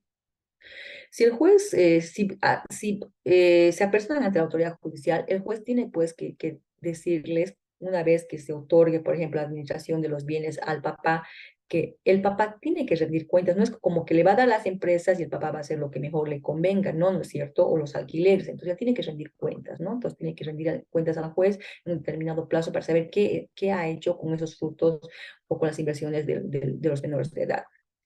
Los actos de disposición y que exceden la administración ordinaria. Quien sea responsable de la administración de los bienes no podrá enajenar ni gravar los bienes inmuebles sujetos a registro o aquellos de valor del la o del hijo, sino cuando haya necesidad y utilidad con autorización judicial. Ya. ¿Qué pasa? A ver, vamos a poner un ejemplo para que podamos entender, ¿no? Resulta que Juan ya tiene 14 años, ¿no? Entonces vive con su mamá. Y su papá tiene una casa que es herencia, pero que también está a nombre de sus otros dos hermanos. Es decir, la casa está a nombre de tres personas, ¿no? Incluido el papá de Juan. Lamentablemente Juan fallece, ¿ya? Y Juan vive con su mamá en alquiler, no tiene casa, y de escasos recursos, ¿ya? Y de esa casa solamente se están beneficiando los hermanos de su papá. Entonces, muy bien, su mamá se declara heredero por su hijo, ¿ya? Y con la declaratoria de herederos puede pedir al juez la autorización para administrar ese bien. ¿Qué quiere decir, no? Que puede agarrar la mamá de Juan y decir, señor juez, ¿ya? Esta casa le corresponde una alícuota aparte a mi hijo, por decir en 200 metros, ¿no? Pero mi hijo no se está beneficiando porque solamente están viviendo sus tíos. Entonces, mi hijo no tiene un inmueble, estamos viviendo en alquiler y necesitamos, ¿no? O sea, que dispongamos de ese bien. Ahora, ¿qué propone la mamá en este caso? Puede proponer seguramente que se venda su alícuota aparte, que se divida la casa, ¿no? Y ella vayan a vivir ahí, ¿no? O venderlo, ¿no? Entonces, ¿Qué es lo que le va a pedir la autoridad judicial? Como les he dicho, puede pedir la división y partición, ¿no? Y la parte que le corresponde al menor, ¿para qué? Para que vaya a vivir. Pero tiene que demostrar la necesidad y utilidad necesariamente, ¿no? Para poder administrar ese bien. Entonces, la necesidad es obviamente de que ellos no tienen dónde vivir, ¿no? Y la utilidad es que van a vivir en esa casa, ¿no? Además que cuando la casa no se utiliza, obviamente se deteriora, ¿no? Entonces, esa sería la necesidad y utilidad por la cual la mamá estaría pidiendo la autorización judicial para la administración de ese bien, ¿no? Ahora, pongamos otro ejemplo, ¿no? Entonces, bueno, el mismo, ¿no? Juan, su papá, su mamá. Resulta que su papá tiene una empresa, pues una empresa, una sociedad SRL, ¿no? Y fallece, entonces tiene un socio. Entonces, con la declaratoria de herederos nomás no va a poder administrar la mamá. Entonces, tendría que pedirle al juez ya que la mamá sea la que administre las acciones que tiene de esa empresa, ¿no? Entonces, puede el juez autorizar y obviamente tendría que pedir, ¿no? Que haga una rendición de cuentas, ¿no? El patrimonio, cuánto es el dinero, ¿no es cierto? Lo que están ganando, ¿no? Entonces, la mamá tendría que decir en qué está gastando, cómo está gastando, hacer un plan general para saber cómo va a gastar esos dineros productos de esa empresa, ¿no? Tampoco se puede renunciar a herencias, aceptar donaciones o legados sujetos a cargas y condiciones, concertar divisiones y particiones, contraer préstamos, celebrar arrendamientos o contratos de antícresis por más de 3 años, recibir la renta anticipada por más de un año, ni realizar otros actos que exceden los límites de la administración ordinaria, sino cuando así convenga el interés del la o el hijo y la autoridad judicial conceda la autorización. Todo esto tiene que ser conocer la autoridad judicial para que sea la autoridad la que decida si corresponde o no corresponde, que realice todos estos actuados dentro de la administración de los bienes del menor de edad. Asimismo, no se podrá transigir, acudir a instancias de arbitraje o conciliación ni formular desistimientos en procesos a nombre de menores de edad sobre intereses de ellos, sino con la autorización judicial. Ahora, la autorización de la autoridad judicial será especial para cada caso y se acordará con arreglo a lo previsto en el procedimiento. Puede ser que el papá de Juan haya dejado no solamente la empresa, haya dejado, no sé, pues un inmueble que reciben alquileres, ¿no? Puede ser que tenga una casa de campo, ¿no? Entonces, no puede pedir, por ejemplo, la mamá de Juan y decirle, quiero administrar todos estos bienes, esto quiero vender, esto quiero hipotecar y esto quiero alquilar. O sea, no, ¿no ve? Tiene que ir para cada caso, ¿no? Porque tiene que demostrar la utilidad y la necesidad. A ver, esta casa de campo, ¿por qué la quiero alquilar, señor juez? Va a decir, ¿no? Quiero alquilarla porque se está deteriorando y yo no tengo dinero para hacer arreglar, entonces con el fruto de los alquileres voy a hacer arreglar o voy a mantener la casa de campo, ¿no?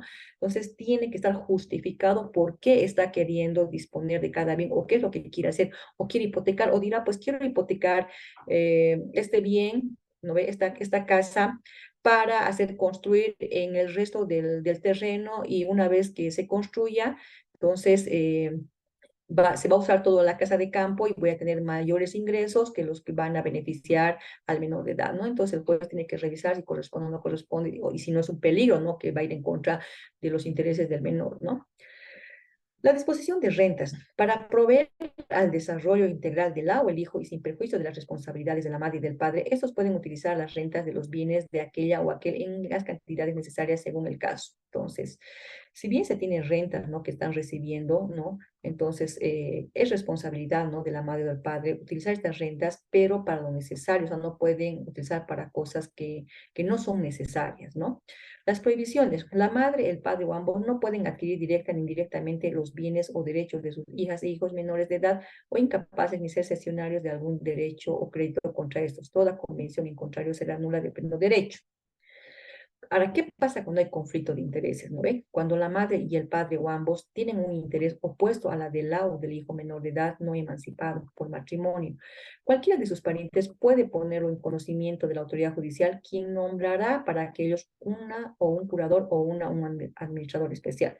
Si la oposición de intereses surge entre hijas o hijos menores de edad no emancipados por matrimonio, sometidos a una misma autoridad parental, se nombrará una o un curador o un administrador para cada uno de ellos o para cada grupo de intereses semejantes. Entonces, si hay ese conflicto entre el papá y la mamá, necesariamente se tendrá que designar a un administrador, ¿no es cierto?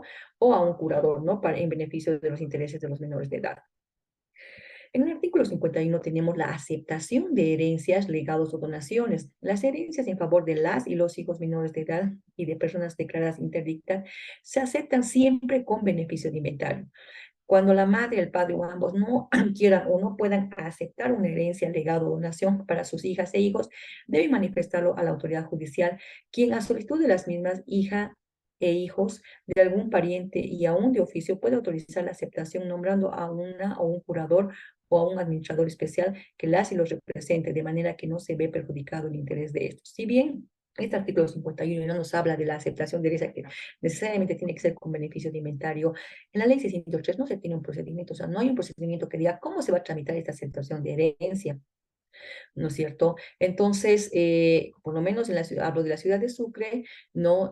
Han presentado y ha habido un conflicto de competencias con los juzgados en materia civil, por lo cual los vocales han emitido varios autos de vista en las cuales declaran como competente a los juzgados en materia civil y comercial. ¿Por qué? Porque ellos tienen, ¿no es cierto? Si nos vamos al Código Civil a partir del 1000, las sucesiones, ¿no? Cómo se aceptan las herencias. Entonces, los vocales han dicho que las autoridades competentes para tramitar una herencia serían los juzgados en materia civil y comercial. Por tanto, en materia familiar no se estaría tramitando esta aceptación de herencias o legados o donaciones. La herencia, legado o donación en favor de persona declarada interdicta puede ser aceptada por la o el tutor previo inventario y determinación judicial para su aceptación o rechazo. Ahora, ¿cómo se administra la empresa comercial? La administración de una empresa comercial de propiedad de una niña, niño o adolescente no emancipado continuará su gestión bajo la administración del padre, madre, tutor o guardador, hasta que la autoridad judicial disponga lo más conveniente a sus intereses. Ahora, ¿cuándo es nulo? Los actos realizados sin observar las formalidades impuestas por los artículos 51 al 53 del presente código pueden ser nulos a demanda de la madre, del padre o de ambos, del la o del hijo, otros parientes o instituciones estatales de protección legitimadas para actuar. Ahora, ¿qué pasa con los bienes del la o del hijo no comprendidos en la administración de la madre, del padre o de ambos? O sea, ¿cuáles son esos bienes, no? Los que la o el hijo adquieren con su trabajo o industria. Esto no les han dado los progenitores este bien, ¿no? Los dejados o donados al la o el hijo con la determinación de que no sean administrados por los padres, pero esta determinación no tiene efecto si se trata de bienes que constituyen la legítima. Los bienes dejados o donados al la o el hijo en defecto de la madre, del padre o de ambos. Estos bienes se administran por una o un curador o una o un administrador que se nombre, salvo que al momento de ser atribuido se designe uno o un administrador o por el mismo beneficiario se ha cumplido los 16 años de edad, caso en el que tendrá la misma atribución de un emancipado. ¿Cuál es la responsabilidad por la administración? Si la madre, el padre o ambos que administran los bienes y los frutos que estos producen asumen ya la responsabilidad que se derive de la administración, salvo el descuento previsto por la disposición de rentas en los términos definidos por el artículo 48 del presente código. Entonces, estas disposiciones referidas al informe anual de la gestión, a la rendición de cuentas y a la responsabilidad por la mala administración establecidas en el presente código son aplicables respecto a la responsabilidad de la madre o del padre, o sea, a la persona quien hubiese hecho un mal manejo, ¿no es cierto?, de los bienes de los menores de edad. Entonces, son responsables, ¿no? Hay una responsabilidad que ellos deben asumir con sus bienes patrimoniales. ¿Cuáles son los medios de protección a personas declaradas interdictas? Vamos a entrar ahora al instituto de la declaración de interdicción. Primero tenemos el deber de aviso, ¿no? La persona o autoridad que conozca de una persona mayor de edad o emancipada en situación de ser declarada interdicta debe dar aviso a la autoridad de protección que corresponda para que ésta deduzca demanda correspondiente. Entonces, cualquier persona que conozca, ¿no?, de una persona que tiene problemas mentales puede dar aviso a la autoridad competente, ¿no? Ahora, ¿quién puede demandar la interdicción? La demanda de interdicción puede ser promovida por la o el cónyuge, aun cuando estén divorciado o disuelto el vínculo, o un pariente en cualquier grado de parentesco de la persona en situación de declararla interdicta, o personas colectivas que tengan como finalidad la asistencia social, el actor no puede ser designado tutor. Entonces, pueden demandar cualquier pariente de esta persona, ¿no es cierto?, ya, de que tiene problemas en sus facultades mentales, ¿no? Ahora, la persona quien va a demandar no puede ser designada como tutor, ¿no? O sea, si yo demando, a mí no me puede designar el juez como tutor, yo tendría que señalar quiénes podrían ser los posibles tutores para que el juez, entre todos ellos, pueda ver quién es la persona más idónea para que pueda ser declarado el tutor de esta persona. Ahora, la interdicción constituye el estado de una persona mayor de edad o menor emancipada con discapacidad mental o psíquica que le impide el cuidado de su persona y la administración de sus bienes.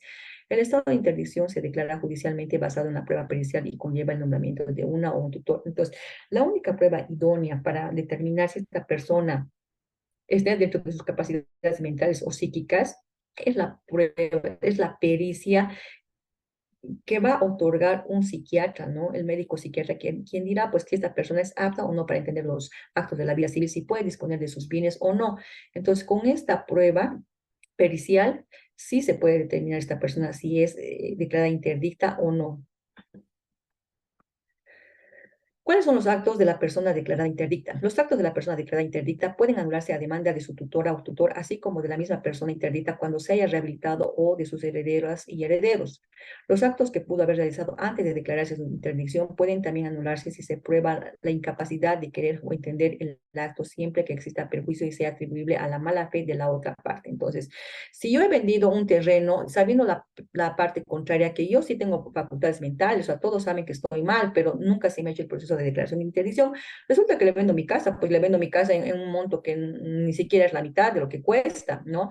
Entonces, en este caso, si todavía no me han declarado interdicta, ya, pero yo ya estoy mal de mis facultades mentales, esa venta es nula, se puede anular esta venta.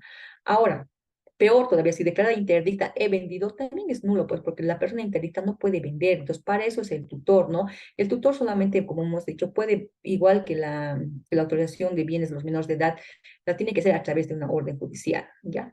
Ahora, ¿cómo se revoca la interdicción?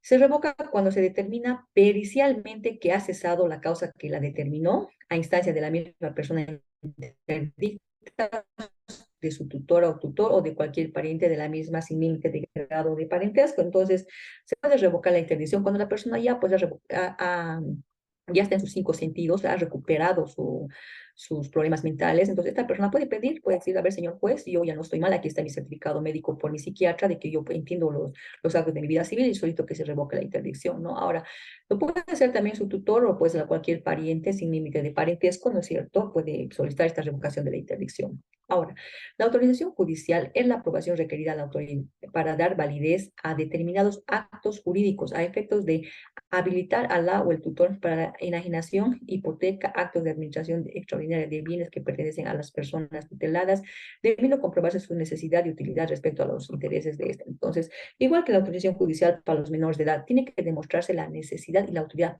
¿Por qué quiere embargar? ¿Por qué quiere hipotecar? ¿Por qué quiere vender? Entonces tiene que haber, ¿no es cierto?, estos dos requisitos y tienen que ser pues comprobados, ¿no? ¿Por qué quiere vender esa casa, por ejemplo? ¿No? Quiere vender porque seguramente el declarado interdicto está muy enfermo y necesita, no sé, pues atención médica, ¿no? Y el dinero que tiene no le alcanza. Entonces necesita vender para salvar su vida, por ejemplo, ¿no? Entonces hay una necesidad de una utilidad por la cual sí el juez podría disponer esa autorización solamente en cuanto a ese bien. Mientras se designe a la tutora o tutor en la forma prevista por el presente código, la autoridad judicial puede nombrar una o un tutor interino o poner a la persona y a los bienes al cuidado de una entidad pública de protección o asistencia social. Cuando se presenta la demanda de declaración de interdicción, ya ahí el demandante tiene que señalar quiénes pueden ser los posibles tutores. Entonces, el juez, al momento de admitir la demanda, ya tiene que designar un tutor interino, ¿no? Mientras tanto, hasta que se desarrolle el proceso para que esta persona tenga que velar por el bienestar de esta persona enferma y también de sus bienes, ¿no? La o el tutor interino debe declarar si es acreedor o deudor de la persona tutelada bajo pena de perder los créditos si no lo hiciere. En caso de que los créditos declarados sean considerables, debe tenerse en cuenta lo dispuesto por el inciso C del artículo 69 del presente código. Entonces, cuando el juez le designa en su auto de admisión como tutor interino, este debe declarar necesariamente si es acreedor o deudor de esta persona, ¿no? Entonces, para que pueda ser el tutor interino o no, ¿no? Porque si tiene deudas, él no puede ser el tutor interino, entonces tiene que jurar por eso, ¿no? Hasta que el tutor nombrado no asuma su obligación, la o el interino debe limitarse a los actos de mera protección de la persona interdicta y de simple conservación de sus bienes. Es decir, no puede disponer, ¿no? Tampoco puede pedir a la autoridad judicial que se pueda hipotecar o vender, sino solamente es de mera protección de la persona interdicta y no así de sus bienes. Ahora, ¿cuál es la competencia, el nombramiento, incapacidades y dispensa de la tutela de los interdictos? La tutela se desempeña por la o el tutor con la supervisión e intervención de la autoridad judicial en la forma determinada por el presente código. Ahora, el nombramiento se realiza mediante la resolución judicial, pudiendo ratificarse o no al o el tutor interino. Entonces, como el juez en su auto de admisión sea designado como tutor interino a una determinada persona, ya en sentencia puede ratificar el mismo nombre, ¿no? De que sea el tutor de esta persona o puede nombrar a otra persona. Ahora, ¿cuál es la proactividad en la designación del abuelo obligado? Previo el nombramiento de la persona obligada, la autoridad judicial comunicará los derechos y obligaciones, incapacidades y dispensas para el abuelo obligado. La tutela es obligatoria y nadie puede ser dispensado o incapacitado para su ejercicio sino por lo establecido en el presente código. O sea, hay situaciones por las cuales se puede dispensar de que esta persona que se le ha designado como tutor, o sea, no pueda ejercer, ¿no? O se declara incapacitado que tampoco puede ejercer la tutela. Ahora, las y los parientes que sean plenamente capaces están obligados a desempeñar la tutela de acuerdo al orden indicado en los numerales 1 al 6 del párrafo 1 del artículo 112 del presente código, que lo vamos a ver mañana, ¿no? Es la relación de las personas quienes pueden pedir asistencia familiar, ¿no? Incluyendo a los colaterales, se escuchará la declaración de los parientes, la opinión de la persona afectada si su estado de salud lo permite y se decidirá según convenga el interés de esta última. La tutela por terceros, en defecto de las y los parientes obligados a la tutela, o sea, cuando ya no hay los parientes cercanos, la autoridad judicial nombrará como tutora o tutor a un tercero allegado o amigo de la persona afectada o de su familia, que consienta en ello y tenga en cuenta el interés de la persona tutelada, ¿no? Ahora, vamos a ver, ¿quiénes son los incapacitados para la tutela? O sea, ¿quiénes no pueden ejercer la tutela, no? Tenemos a las personas menores de edad, ellos no pueden ser nombrados tutores. A las personas mayores de edad declaradas interdictas, los que litigan contra la persona afectada o cuya madre, padre o ambos cónyuges, hijas o hijos tienen pleito pendiente en su contra, y los que tienen un interés contrapuesto al de aquella, como sus acreedores o deudores y sus afiadores, salvo que se trate de obligaciones de poca cuantía. Entonces, estas personas son incapacitadas para ejercer la tutela, o sea, no pueden ejercer la tutela directamente, ¿no? Los que tengan sentencia condenatoria ejecutoria por delitos contra la vida, la integridad, la dignidad y la libertad, contra las familias o contra el patrimonio público o privado. La madre o el padre que pierden su autoridad o son suspendidos de ella, o las personas removidas de otra tutela. Los que observan mala conducta o padecen de enfermedad o vicio que pongan los excluidos expresamente por la madre o el padre, y los quebrados o insolventes mientras no se rehabiliten o paguen sus deudas. Ellos ejercer la tutela. Ahora, ¿cuál es la dispensa de la tutela? ¿Quiénes están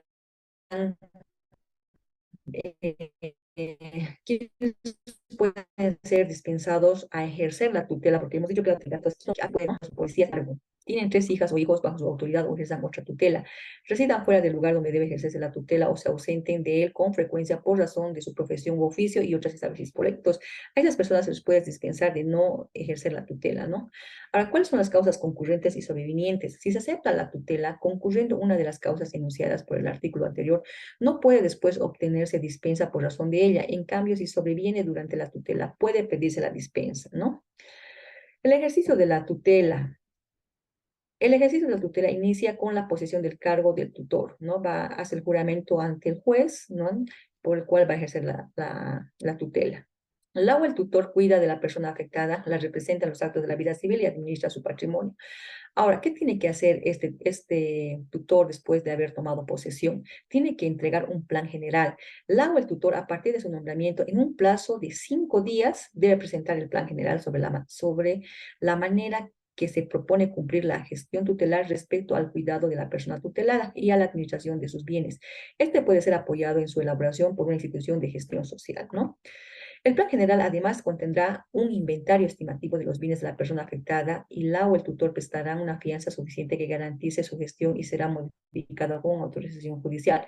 Entonces tiene que presentar una fianza de acuerdo a los bienes que pudiera tener esta persona declarada interdicta, ¿no? Ahora, no tiene ningún bien a su nombre, entonces aquí se exime y no tendría que presentar este plan general que señala la ley, ¿no? Ahora, se tiene que levantar un inventario, ¿no? El inventario se hace por decisión judicial, que será levantado por la persona que designe la autoridad judicial en un plazo de 15 días a partir de la presentación del plan general de la o del tutor. Una relación detallada de los bienes y los parientes y amigos de las familias pueden concurrir a la formación del inventario. Ahora, la autoridad judicial aprueba este inventario, ¿no? Una vez presentado, aprueba el inventario, previa la declaración informativa del laudo del tutor interino. Y si el presentado es insuficiente o incompleto, entonces la autoridad puede pedir que se corrija, ¿no? En el plazo de 15 días y se modifique este inventario si es necesario. ¿Cuándo se puede ampliar el inventario, no? Se puede ampliar ya cuando los nuevos bienes que la persona afectada adquiere posteriormente por cualquier tipo de judicial. Entonces, una vez efectuado el interdicto, entonces tendrá que pedir al juez, ¿no? Que sea ampliario, entonces el juez tendrá que aprobar esta ampliación de inventario. Los muebles valiosos, los títulos al portador y los caudales de la persona tutelada se depositarán a nombre de esta en la entidad financiera que señala la autoridad judicial, a no ser que se disponga otra forma de custodia y constitución de la fianza. La fianza se califica en audiencia pública según la importancia del patrimonio de la persona afectada y en forma suficiente para garantizar los bienes y las rentas anuales. La fianza siempre debe ser hipotecaria o en su defecto prendaria, ¿no? Si la hipoteca no cubre la cantidad asegurada, puede complementarse con una garantía prendaria. Y solo en caso de tratarse de la administración de bienes de escasa importancia a criterio de la autoridad judicial, se puede aceptar una garantía personal. La fianza real se mandará a inscribir de oficio en el registro que corresponda y en el plazo máximo de 3 días desde su determinación. Ahora, ¿qué pasa con la exención de la fianza? ¿De quiénes están exentos de dar fianza, no? Porque no todos van a dar fianza de parentesco al declarado interdicto, ¿no? Entonces, los exentos de esta fianza llegan a ser las y los abuelos, la madre, el padre y las y los hermanos de la persona afectada que tengan escasa capacidad económica, ¿no? Entonces, a ellos no se les puede exigir una fianza. Los que han sido nombrados en virtud de designación hecha por el último de los padres que ejercía la autoridad parental dispensándolos de esa obligación, a menos que exija lo contrario el interés de la persona afectada, la o el tutor que no administre bienes, ¿no? Porque generalmente hay personas que no tienen patrimonio, ¿no? Pero ellos quieren que se les declare interdictos porque tienen, por ejemplo, una renta, digamos, ¿no? Que para que vivan, ¿no? Para cubrir sus gastos de manutención, entonces son de escasa relevancia, entonces por la cual no se va a pedir esa fianza, ¿no? Ahora, ¿qué pasa cuando se tiene que nombrar un nuevo tutor? Si dentro de los 5 días que se le comunicó su nombramiento, la o el tutor presenta alguna causal de dispensa o incapacidad, que ya hemos visto, ¿no? La dispensa y incapacidad, para la tutela, probada esta situación, la autoridad judicial nombrará a un nuevo tutor, debiendo la o el anterior dar cuenta inmediata de los actos que haya realizado durante el tiempo que ha estado designado como tutor.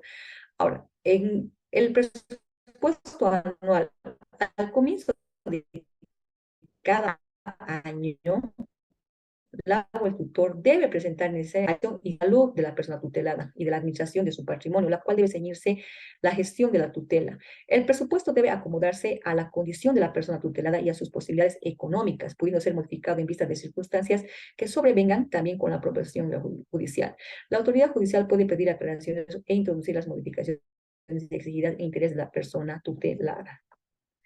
Ahora, ¿qué pasa cuando las rentas son insuficientes, no? La persona tutelada no alcanza a cubrir los gastos mínimos de alimentación y salud. La autoridad judicial puede decidir, a propuesta del el tutor, otros medios para cubrir dichos gastos. Ahora, ¿cuáles serían esos otros medios para poder cubrir los gastos de manutención del declarado interdicto, no? Entonces, tenemos la demanda de asistencia familiar, ¿no? Si la persona tutelada no tiene los medios necesarios para los gastos de su alimentación y salud, la o el tutor debe exigir judicialmente que se satisfagan por los parientes legalmente obligados a prestar asistencia familiar, salvo que el o el mismo tutor sea el obligado a darla, en cuyo caso debe cubrir directamente dichos gastos bajo la vigilancia de la autoridad judicial, ¿no? Entonces, si no le alcanza al tutor para que pueda mantener a esta persona declarada interdicta, a la persona tutelada, ¿no? Puede demandar a sus parientes próximos, tal cual establece el artículo 112 de la ley 603, ¿no? Que vamos a ver el día de mañana, quiénes están obligados a otorgar la asistencia familiar. Ahora dice, si el tutor es el que tiene que dar la asistencia, que es el pariente más próximo, bueno, pues tendrá que dar nomás sin pedir la autorización judicial, ¿no? Sino que se va a hacer bajo la vigilancia de la autoridad judicial que él está otorgando una asistencia familiar en favor de esta persona. Actos que necesitan autorización. La o el tutor no podrá realizar sin autorización judicial los actos de disposición y los que exceden la de la administración ordinaria previstas en el artículo 47 del presente código, debiendo proceder en la forma dispuesta para tales actos. Igual que hemos hablado de la administración de bienes, ¿no? De los menores de edad, ¿no? El juez tiene que autorizar cómo va a administrar estos bienes el tutor, ¿no? La prohibición. La o el tutor no puede adquirir directa ni indirectamente bienes y derechos de la persona que tutela, ni tampoco puede otorgarle créditos o generarle deudas en su propio beneficio. Toda convención en contrario será nula de pleno derecho. La o el tutor realiza los actos de administración ordinaria sin necesidad de autorización, asumiendo responsabilidad por los mismos. Los actos realizados sin las formalidades previstas en la ley serán nulos a demanda de cualquier persona que alegue un interés legítimo. Por ejemplo, si agarra el tutor y vende pues la movilidad del declarado interdicto ya sin autorización del juez, entonces este acto es nulo, o sea, puede reclamar una vez que recupere sus facultades mentales el tutelado o cualquier pariente, no puede pedir la nulidad de esa transferencia porque no ha sido con autorización de la autoridad judicial. El informe anual de la gestión, la o el tutor rendirá informe anual de su gestión ante la autoridad judicial. Este informe se presentará máximo hasta 3 meses después de vencido el año. Los informes anuales se archivarán para la comprobación de la rendición de cuentas final. Sin perjuicio de ello, la autoridad judicial puede exigir la presentación de estados de la situación en el momento que lo requieran las circunstancias.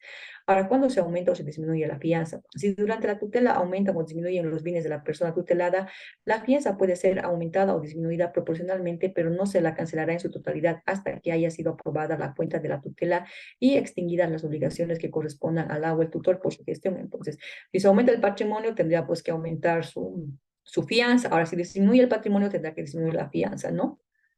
Es lo que señala. Ahora, ¿cuándo termina la tutela de los interdictos? La extinción de la tutela se extingue por el fallecimiento de la persona tutelada y al recuperar sus facultades mentales la persona tutelada. Ahora, ¿cuándo cesa la obligación del tutor? ¿No? Por su fallecimiento, por sentencia condenatoria penal que produzca ese efecto, por dispensa aceptada judicialmente o por remoción judicial. ¿Qué es la remoción del agua del tutor? Es removido de la tutela quien se halla en alguna de las incapacidades expresadas en el artículo 69 del presente código, no presenta el presupuesto, los informes anuales o los estados de la situación cuando sean requeridos, por negligencia, mal manejo, deslealtad o infidencia que pongan en peligro a la persona tutelada o su patrimonio. Entonces, en estos casos se puede remover al tutor, ¿no? Ahora, la acción de remoción de la o del tutor. La acción de remoción del la o del tutor puede iniciarse por la misma persona tutelada cuando recupera sus facultades, por sus parientes y afines o por instituciones de asistencia social. La medida precautoria, en caso de peligro por la demora, la autoridad judicial puede suspender provisionalmente al la o el tutor en el ejercicio de sus funciones, nombrando a uno o un sustituto que recibirá los bienes por inventario y velará por la persona tutelada y la conservación de sus bienes. Para la rendición de cuentas y plazo, la o el tutor, al extinguirse la tutela o cesar la obligación, rendirá cuentas claras y documentadas de su administración ante la autoridad judicial. Siempre tiene que rendir cuentas a la autoridad judicial, ¿ya? Para este efecto tiene el plazo de 30 días que puede ser prorrogado por otro no mayor a 15 días. Cuando no le alcanza el plazo de 30 días para que entregue la rendición de cuentas, puede pedir, ¿no es cierto?, una ampliación de 15 días más, ¿no? Bajo combinatoria de pérdida de la fianza a favor de la persona tutelada y en caso de no haber sido exento del depósito, será sujeto a responsabilidad civil por daños y perjuicios que hubiese ocasionado. Ahora, conocimiento de la cuenta. La autoridad judicial pone la rendición de cuentas en conocimiento de la persona tutelada que ha recuperado sus facultades y en caso diverso de quien debe representarlo a fin de que la examine y manifieste su conformidad o formule las observaciones correspondientes a esta rendición de cuentas, ¿no? Puede observar, puede decir, ¿no?, que falta algo, no coincide en las cuentas, ¿no? Entonces puede reclamar. La devolución de los bienes. La devolución de los bienes de la persona tutelada debe hacerse inmediatamente una vez recuperadas las facultades o bien a la persona que la represente, expidiéndose para el efecto mandamiento de desapoderamiento, lo cual no se suspenderá aunque esté pendiente la rendición de cuentas. O sea, no es necesario esperar la rendición de cuentas, sino que se remueve al tutor o recobra sus facultades mentales el tutelado, entonces inmediatamente él se va a hacer cargo de todos sus bienes, ¿no? Aun cuando falte la rendición de cuentas. Ahora, ¿cuáles son los justificativos y comprobantes? La rendición de cuentas debe ser acompañada con la documentación y comprobantes del caso. Sin embargo, se excusarán los relativos a gastos menores respecto a los cuales no se acostumbra a recabar recibo, factura u otro comprobante de acuerdo al régimen impositivo. ¿Cuál es el convenio de prohibición de hacer antes de la rendición de cuentas? O sea, ¿qué no se puede hacer? La o el tutor no pueden hacer ninguna convención con la persona tutelada que ha recuperado sus facultades antes que las cuentas de la tutela se hayan rendidas y aprobadas. aprobadas judicialmente y pagado el saldo que pudiera resultar en su contra. La convención que se haga contraviniendo lo anteriormente dispuesto puede ser anulada a demanda de la persona que ha recuperado sus facultades, su representante o sus herederos.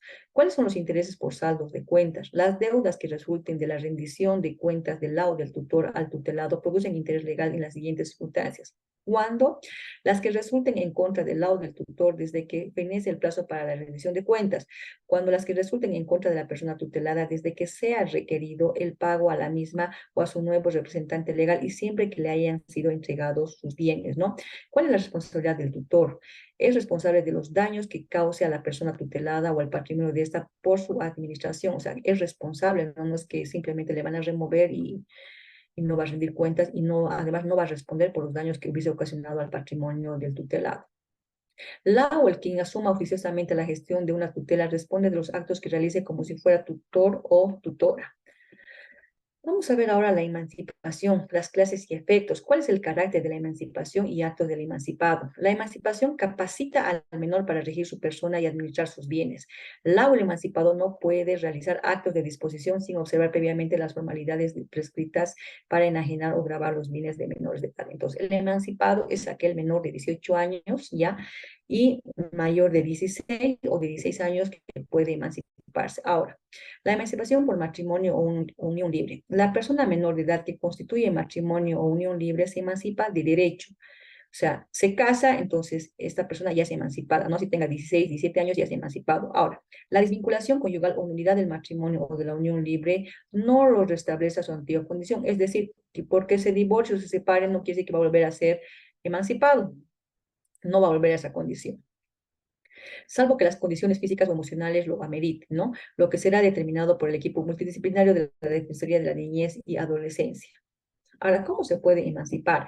Hay dos formas de proceder, de que procede la emancipación. Uno ante el notario de fe pública y otro ante la emancipación por la vía judicial. Ahora, ¿cómo procede ante el notario de fe pública? La persona que ha cumplido la edad de 16 años puede ser emancipada de quienes tienen la autoridad parental o de su tutor o tutor o guardador, siempre que estos estén de acuerdo mediante declaración ante la o el notario de fe pública, la o el interesado presentará el testimonio de la misma ante el servicio de registro cívico. Entonces, serán de notario cuando hay acuerdo entre el menor de 16 años y los papás o los guardadores, ¿ya? Quienes van a personarse ante un notario para hacer una acta, una declaración en la cual están de acuerdo en que se emancipe. Ahora, este acta tienen que presentar ante el servicio del registro cívico para que esté registrado de que él ya se ha emancipado y él puede hacer todos los actos de su vida civil, no disponer de sus bienes, de hacer todo lo que haría una persona mayor de 18 años. Ahora, ¿cómo es la emancipación por la vía judicial? Si la madre, el padre o ambos en ejercicio de su autoridad o la o el tutor no están de acuerdo con la emancipación, la persona interesada a través de una o un pariente o de la Defensoría de la Niñez y Adolescencia podrá de acuerdo de que esta persona se emancipe, ¿no es cierto? O si no quieren ir los papás, puede ser un pariente o a través de la Defensoría de la Niñez y Adolescencia. No se puede presentar la demanda de emancipación. Ahora, en igual forma se procede cuando la emancipación se otorga por la madre o el padre que ejerce autoridad exclusiva, la y el otro deduce oposición. O sea, si la mamá está de acuerdo que el hijo se emancipe, pero el papá no, igual tiene que acudir a la vía judicial. La emancipación puede determinarse si a juicio de la autoridad judicial la o el interesado es apto para regir su persona y sus bienes, de acuerdo al informe psicosocial de la Defensoría de la Niñez y Adolescencia. La autoridad judicial, escuchando a las partes y a la Defensoría de la Niñez y Adolescencia, decidirá lo que más convenga al interés de la o del hijo. Si la sentencia determina la emancipación, la autoridad judicial de oficio dispondrá la inscripción en el servicio de registro cívico. Una vez que el juez resuelva, escuchando en este caso a la persona que quiere emanciparse y tanto a los informes de la defensoría, no sé si esta persona es apta o no para que pueda regir sus vidas en la vida civil, ¿no? Entonces va a resolver declarando aprobada la demanda y tiene que disponer en la parte resolutiva que se inscriba esta emancipación en el CEDESI. Bueno, muchas gracias por su atención. Ahora estoy presta para responder a las preguntas que me quieran hacer.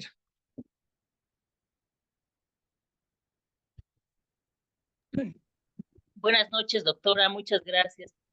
Buenas noches, adelante. Su exposición. Soy Gladys Paredes. Tengo una pregunta sobre la declaración de interdicción. En el caso de una persona adolescente que esté en un hogar de acogimiento y tenga que ser declarada interdicta al cumplir ya los 18 años que adquiere la mayoría de edad, pero tiene las características de interdicción. Esta persona, al vivir en un hogar, no tiene padre, madre, ningún familiar conocido, no se conoce a nadie y es solita en el mundo.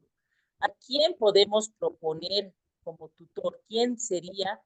¿Qué institución estatal tendría que asumir la tutoría en este caso? Usted bien ha dicho que puede no haber bienes, etcétera, pero existen casos en los que este tipo de personas que están en hogares de acogimiento tienen algún padrino o madrina del exterior y que les mandan un dinerito para hacer la administración de ese dinerito, de ese patrimonio que se ha generado por un capital. ¿A quién podríamos proponer para que sea su tutor? Yo sé que pueden ser terceras personas, pero no hay.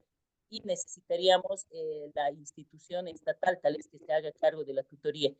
Muchas gracias, doctorita, si me puede responder esta pregunta. Gracias, doctora. Sí, lo que pasa es que la ley dice a cualquier pariente, o sea, no habla de grados, no dice cuarto grado de consanguinidad o segundo de afinidad, dice cualquier pariente, ¿no? Ahora, si no hay parientes, tendría que ser algún amigo cercano, dice que acepte además, ¿no? Porque tienen que aceptar, porque la imposición del juez, obviamente, como que yo no puedo, ¿no es cierto? Entonces, tiene que ser algún amigo de la familia quien pueda hacerse cargo. Ahora, si no hay, tiene que ser una institución. Lamentablemente, nosotros en Bolivia no tenemos pues una institución a cual se tenga que decir. Como les digo, nuestra normativa es copia, ¿no? Y hay algunas cosas que no han adecuado a nuestra realidad en Bolivia, ¿no? Pero entiendo que en este caso tal vez podría ser UMADIS, ¿no? Hay esas instituciones de discapacitados que tal vez ellos podrían hacerse cargo de esta persona que es mayor de 18 años, porque en un menor, por ejemplo, tendría que ser...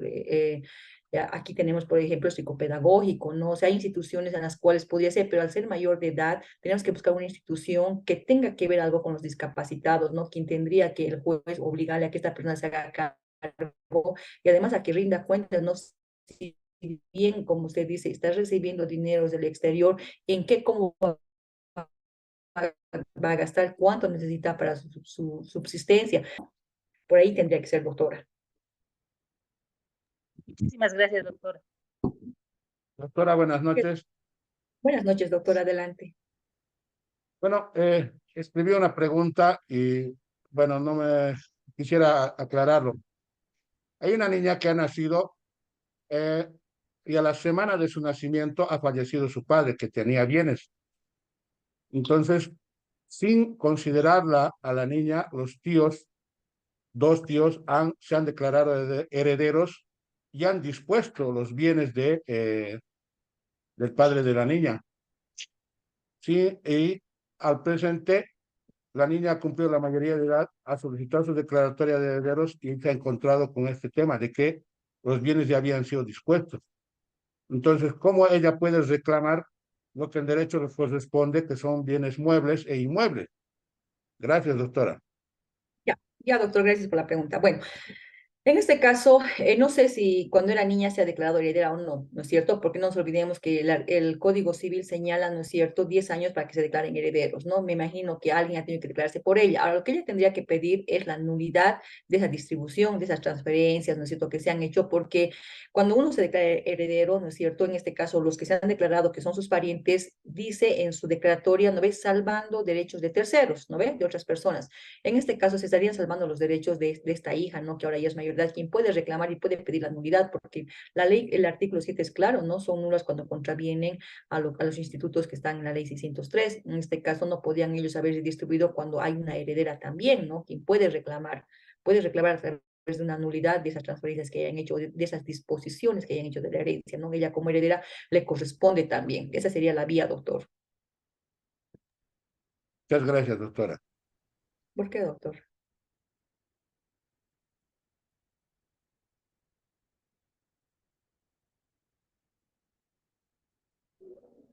Doctora, buenas noches. Tengo una pregunta.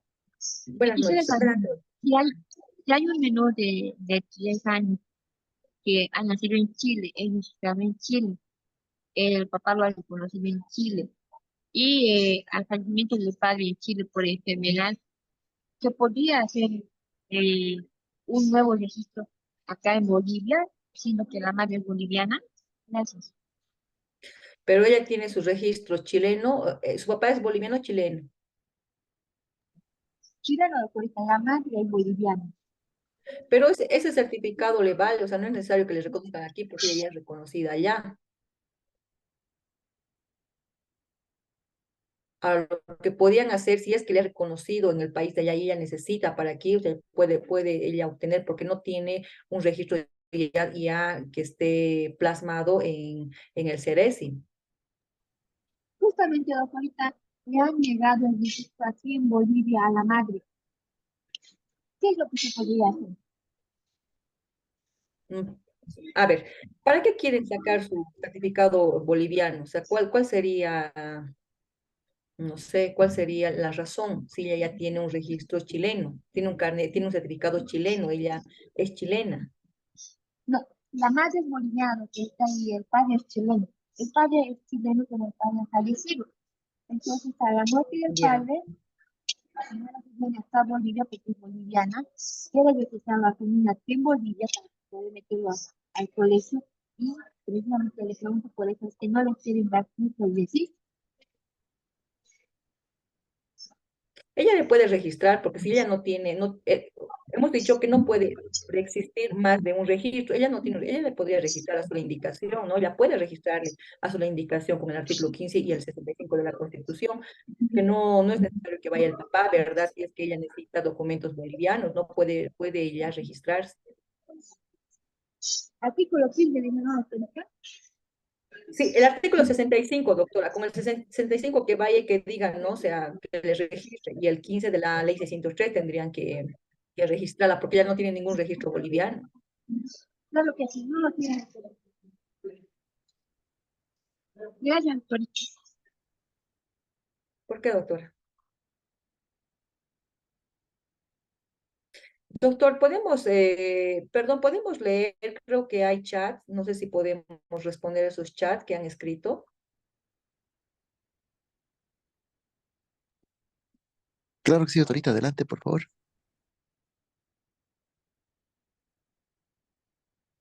¿Los puede leer usted, por favor? Claro, claro, sí, doctorita, un minutito, por favor. Claro que sí. Si hay un divorcio con quien se queda la bebé de 1 año, la mamá conoció al padre en un trabajo y renunció para que el padre para que el padre se quede trabajando. La madre no trabaja, ¿podría darle la custodia al padre o la guarda tendría a la madre? Si hay un Bueno, divorcio, continúa, doctorita, ya perdón. siga, doctor. Si hay un divorcio con quien se queda la bebé de 1 año, la mamá conoció al padre en el trabajo que renunció para que para que se quede trabajando. La madre no trabaja, podría darle la custodia del padre o la guarda la tendría la madre.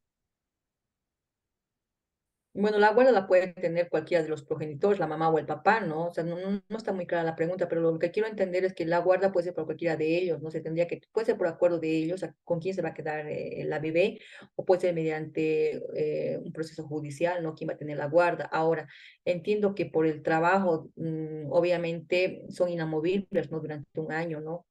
Hasta que tenga 1 año el bebé no puede moverse su trabajo, entonces no importa que la guardia esté con la mamá o con el papá, ese derecho está ahí, ¿no? No se pierde porque la guardia esté con la mamá. Continuamos con la siguiente, doctorita, por favor. Sí, siga, por favor. Si un niño de 11 años quiere tener el apellido de su papá, de hecho, y no así de su biológico, y este esposo de su madre quiere adoptarlo, pero el padre biológico se niega, ¿cómo podría procederse, por favor? Ya, en materia familiar no procede eso, porque hemos dicho, están confundiendo mucho, ¿no? La filiación ya es para saber si es o no es el hijo biológico de la persona, ¿no? En cambio, lo que me está diciendo aquí, la adopción, eso tendría que ser en el juzgado de la niñez, es otro trámite, ¿no? Que tiene que ser primero la extinción de autoridad paterna para luego hacer una adopción, ¿no? Pero la adopción no se hace en familia, ¿no? Pero en familia solamente se ve la filiación, que es con la prueba de ADN, ¿no? Entonces, en este caso, lo que usted me está diciendo es que él sí tiene un papá biológico, pero él quiere llevar el apellido del papá, bueno, del esposo de su mamá, ¿no? A quien le debe querer como un padre, seguramente porque le está criando.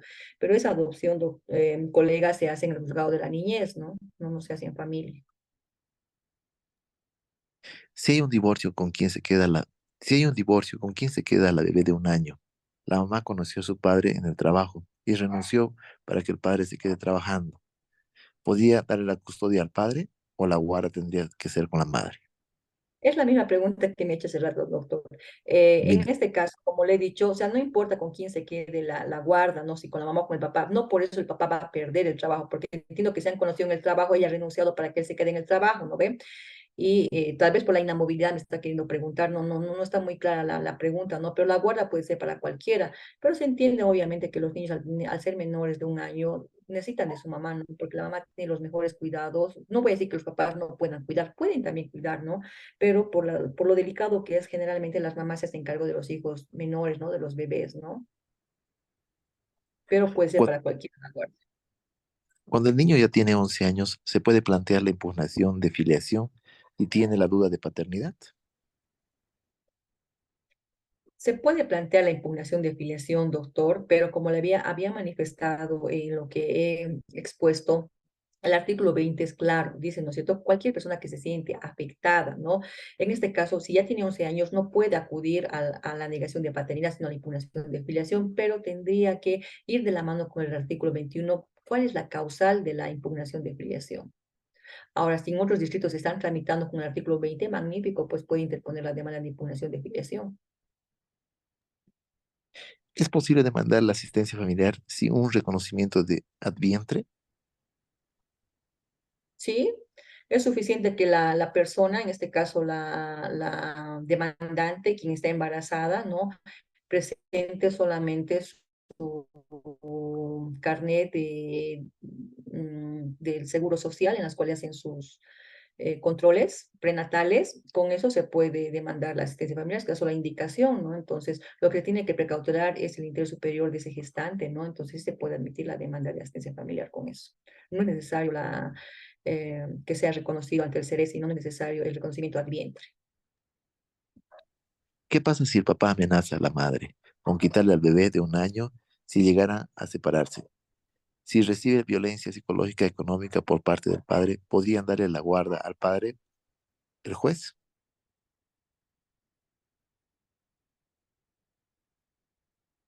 No le escucho la última parte, se ha cortado, por favor. ¿Qué pasa si el papá amenaza a la madre con quitarle a la bebé de 1 año si llegaran a separarse? Si recibe violencia psicológica y económica por parte del padre, ¿podrían darle la guarda al padre, el juez? Es un trámite de guarda, ¿no? O sea, una cosa es la violencia que puede activar su proceso en materia penal, ¿no? La 348 es clara, ¿no? Si hay violencia psicológica y física y económica además, ¿no? Entonces tendría que tramitar nomás la guarda y obviamente yo no sé qué juez le podría dar la guarda a un papá que es violento, que es agresivo, que ejerce violencia no solamente física, sino psicológica y económica, ¿no? Entonces el juez tendrá que valorar, pero no solamente es eso, no tendría que presentar pruebas, tendrían que hacerse los informes psicosociales para saber cuál de los dos progenitores es el más idóneo, porque si dice que es agresivo, yo creo que ningún juez le daría la guarda a esta persona agresiva, ¿no? Entonces, para eso son los informes. El tutor debe presentar algún informe si el mismo no tiene bienes y solo se ocupa del cuidado del mismo.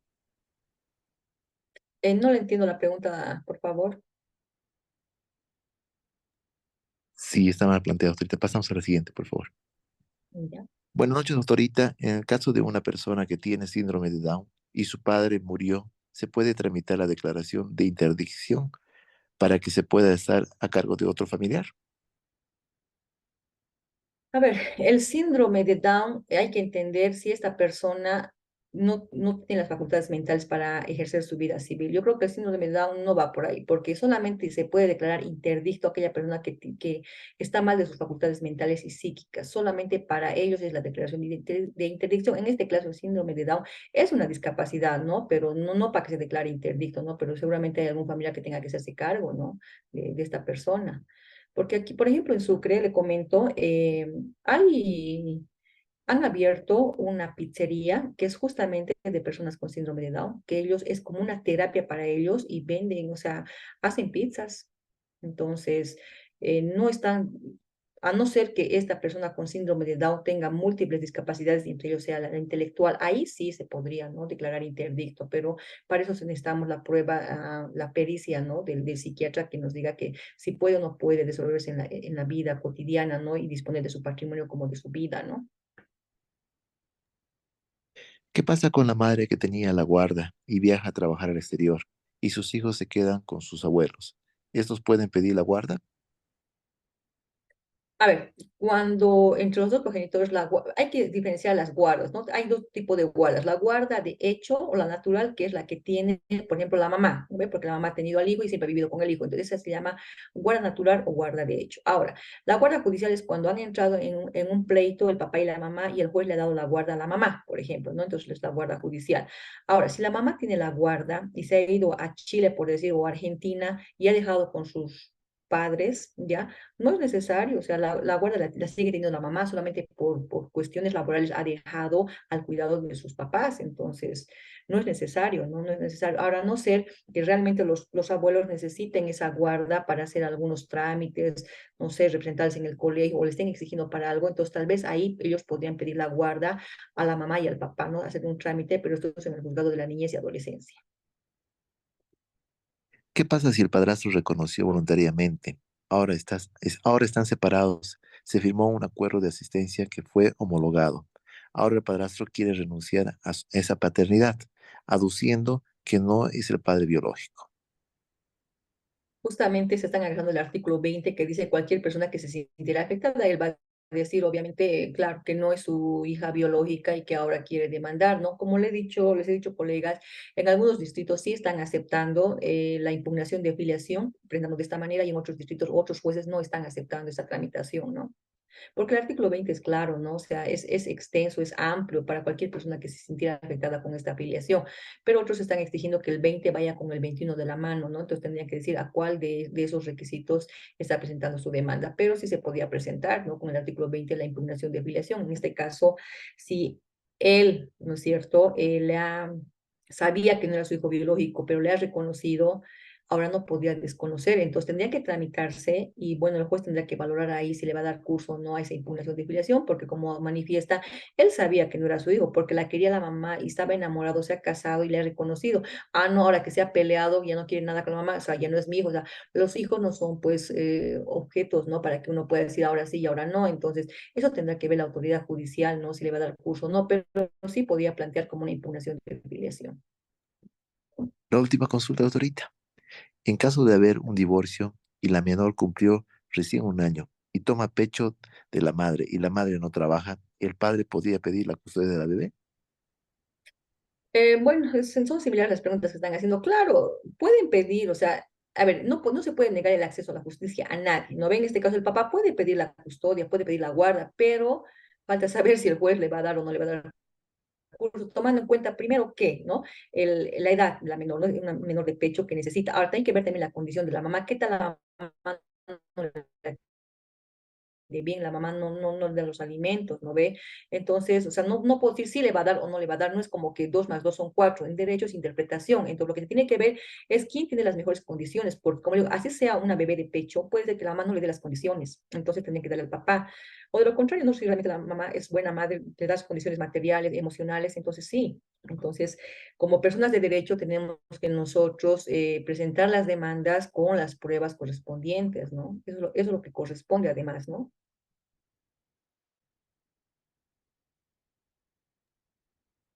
Buenas Perfecto. noches, doctora. Disculpe, ¿puedo Adelante, hacerle una consulta? claro que sí, Sí, doctora. yo hice la consulta en el chat sobre la interdicción. Bueno, mi duda es la siguiente. En un proceso de interdicción que se ha llevado, se ha declarado tutor al hermano, ¿no? Del interdicto. El interdicto no tiene bienes, ¿no? Sin embargo, en la sentencia se ha dispuesto que se cumpla con los informes, ¿no? Que señala la ley. Entonces, ¿qué es lo que tendría que presentar informes sobre qué? ¿Sobre el cuidado o no se tendría que presentar? Esa era mi duda, gracias.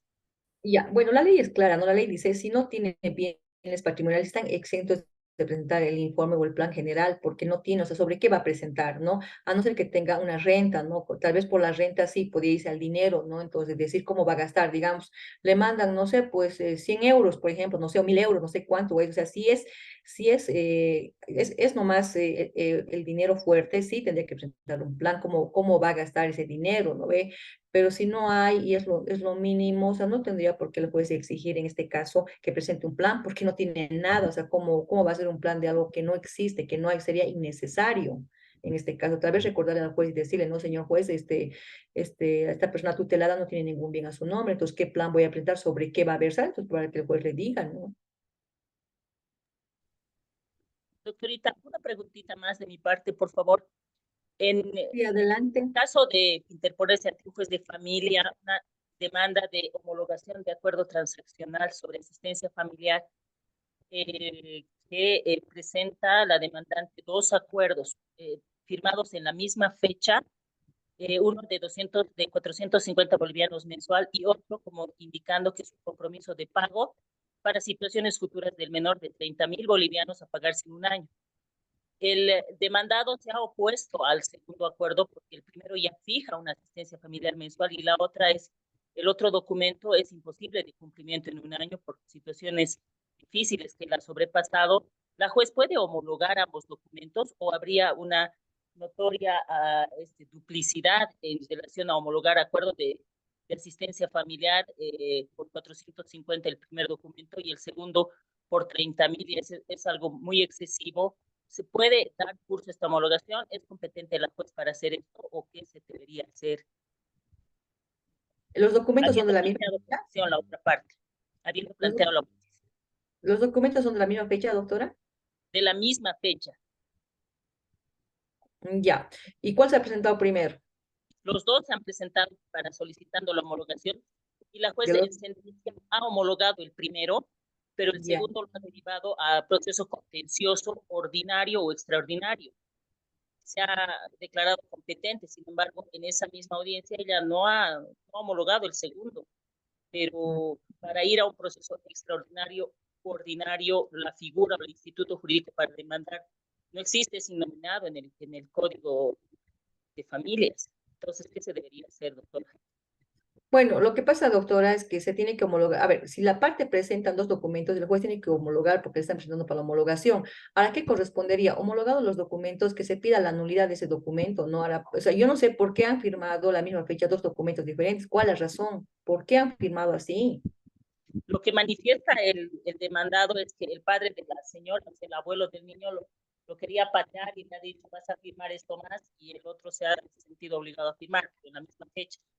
Ya, Entonces, lo que correspondería, doctora, es una pretensión innominada en un proceso ordinario, ya, porque como no tenemos en el catálogo del proceso ordinario, extraordinario y de resolución inmediata, nulidad, ¿no es cierto?, sobre este tipo de documentos, ¿no? Ahora, ¿esto es con reconocimiento de firmas?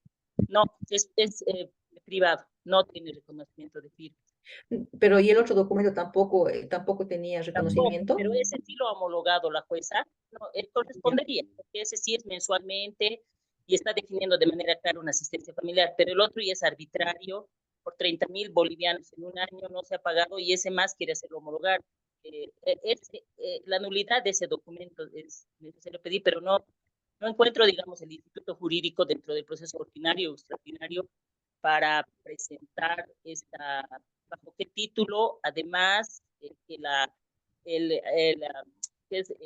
demanda de homologación está dentro de un proceso de resolución inmediata. Por lo tanto, tendríamos que demandar dentro de un ordinario o extraordinario y ante la misma jueza. Ya, a ¿Cómo? ver, doctora, lo que pasa es lo siguiente. Para empezar, no se puede homologar, bueno, en mi criterio, doctora, no se puede homologar documentos que no tienen reconocimiento de firmas, porque no es homologación. Si leemos el 448, doctora, dice documentos reconocidos, dice, o suscritos ante un conciliador, ¿no es cierto? Dice, o conciliadora. En este caso, hay una sentencia constitucional que ahorita no recuerdo el número, ya en la cual también permite que también se pueda homologar los documentos realizados ante las defensorías de la niñez y adolescencia, ¿ya?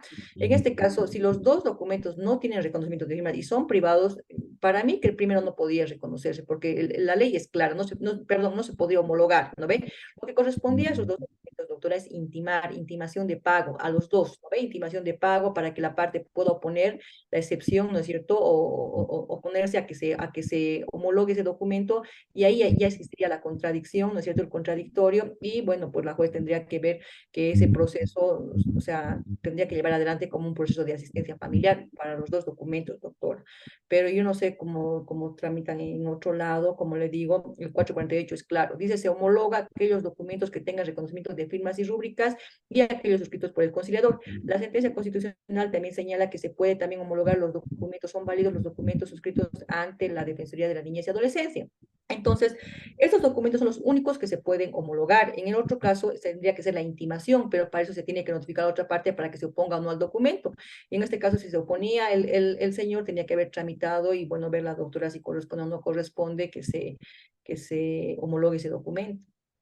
En este caso, doctorita, se ha homologado sí el primero por los 150, pero el segundo se lo ha derivado con relación al 449 por la vía contenciosa, pero esa vía contenciosa ya no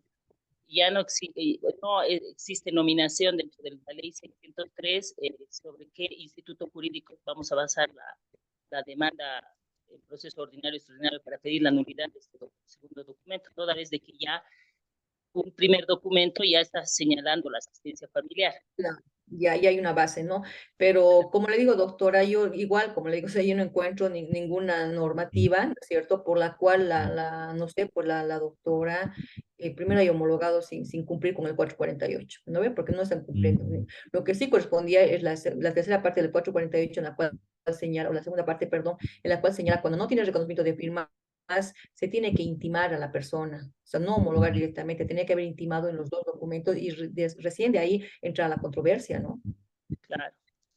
Y doctorita, a ver, voy a presentar esto y le voy a comentar en qué ha quedado esta situación. Ya, doctora, está bien interesante su caso. Gracias, doctora. Gracias. Ya, de nada, doctorita.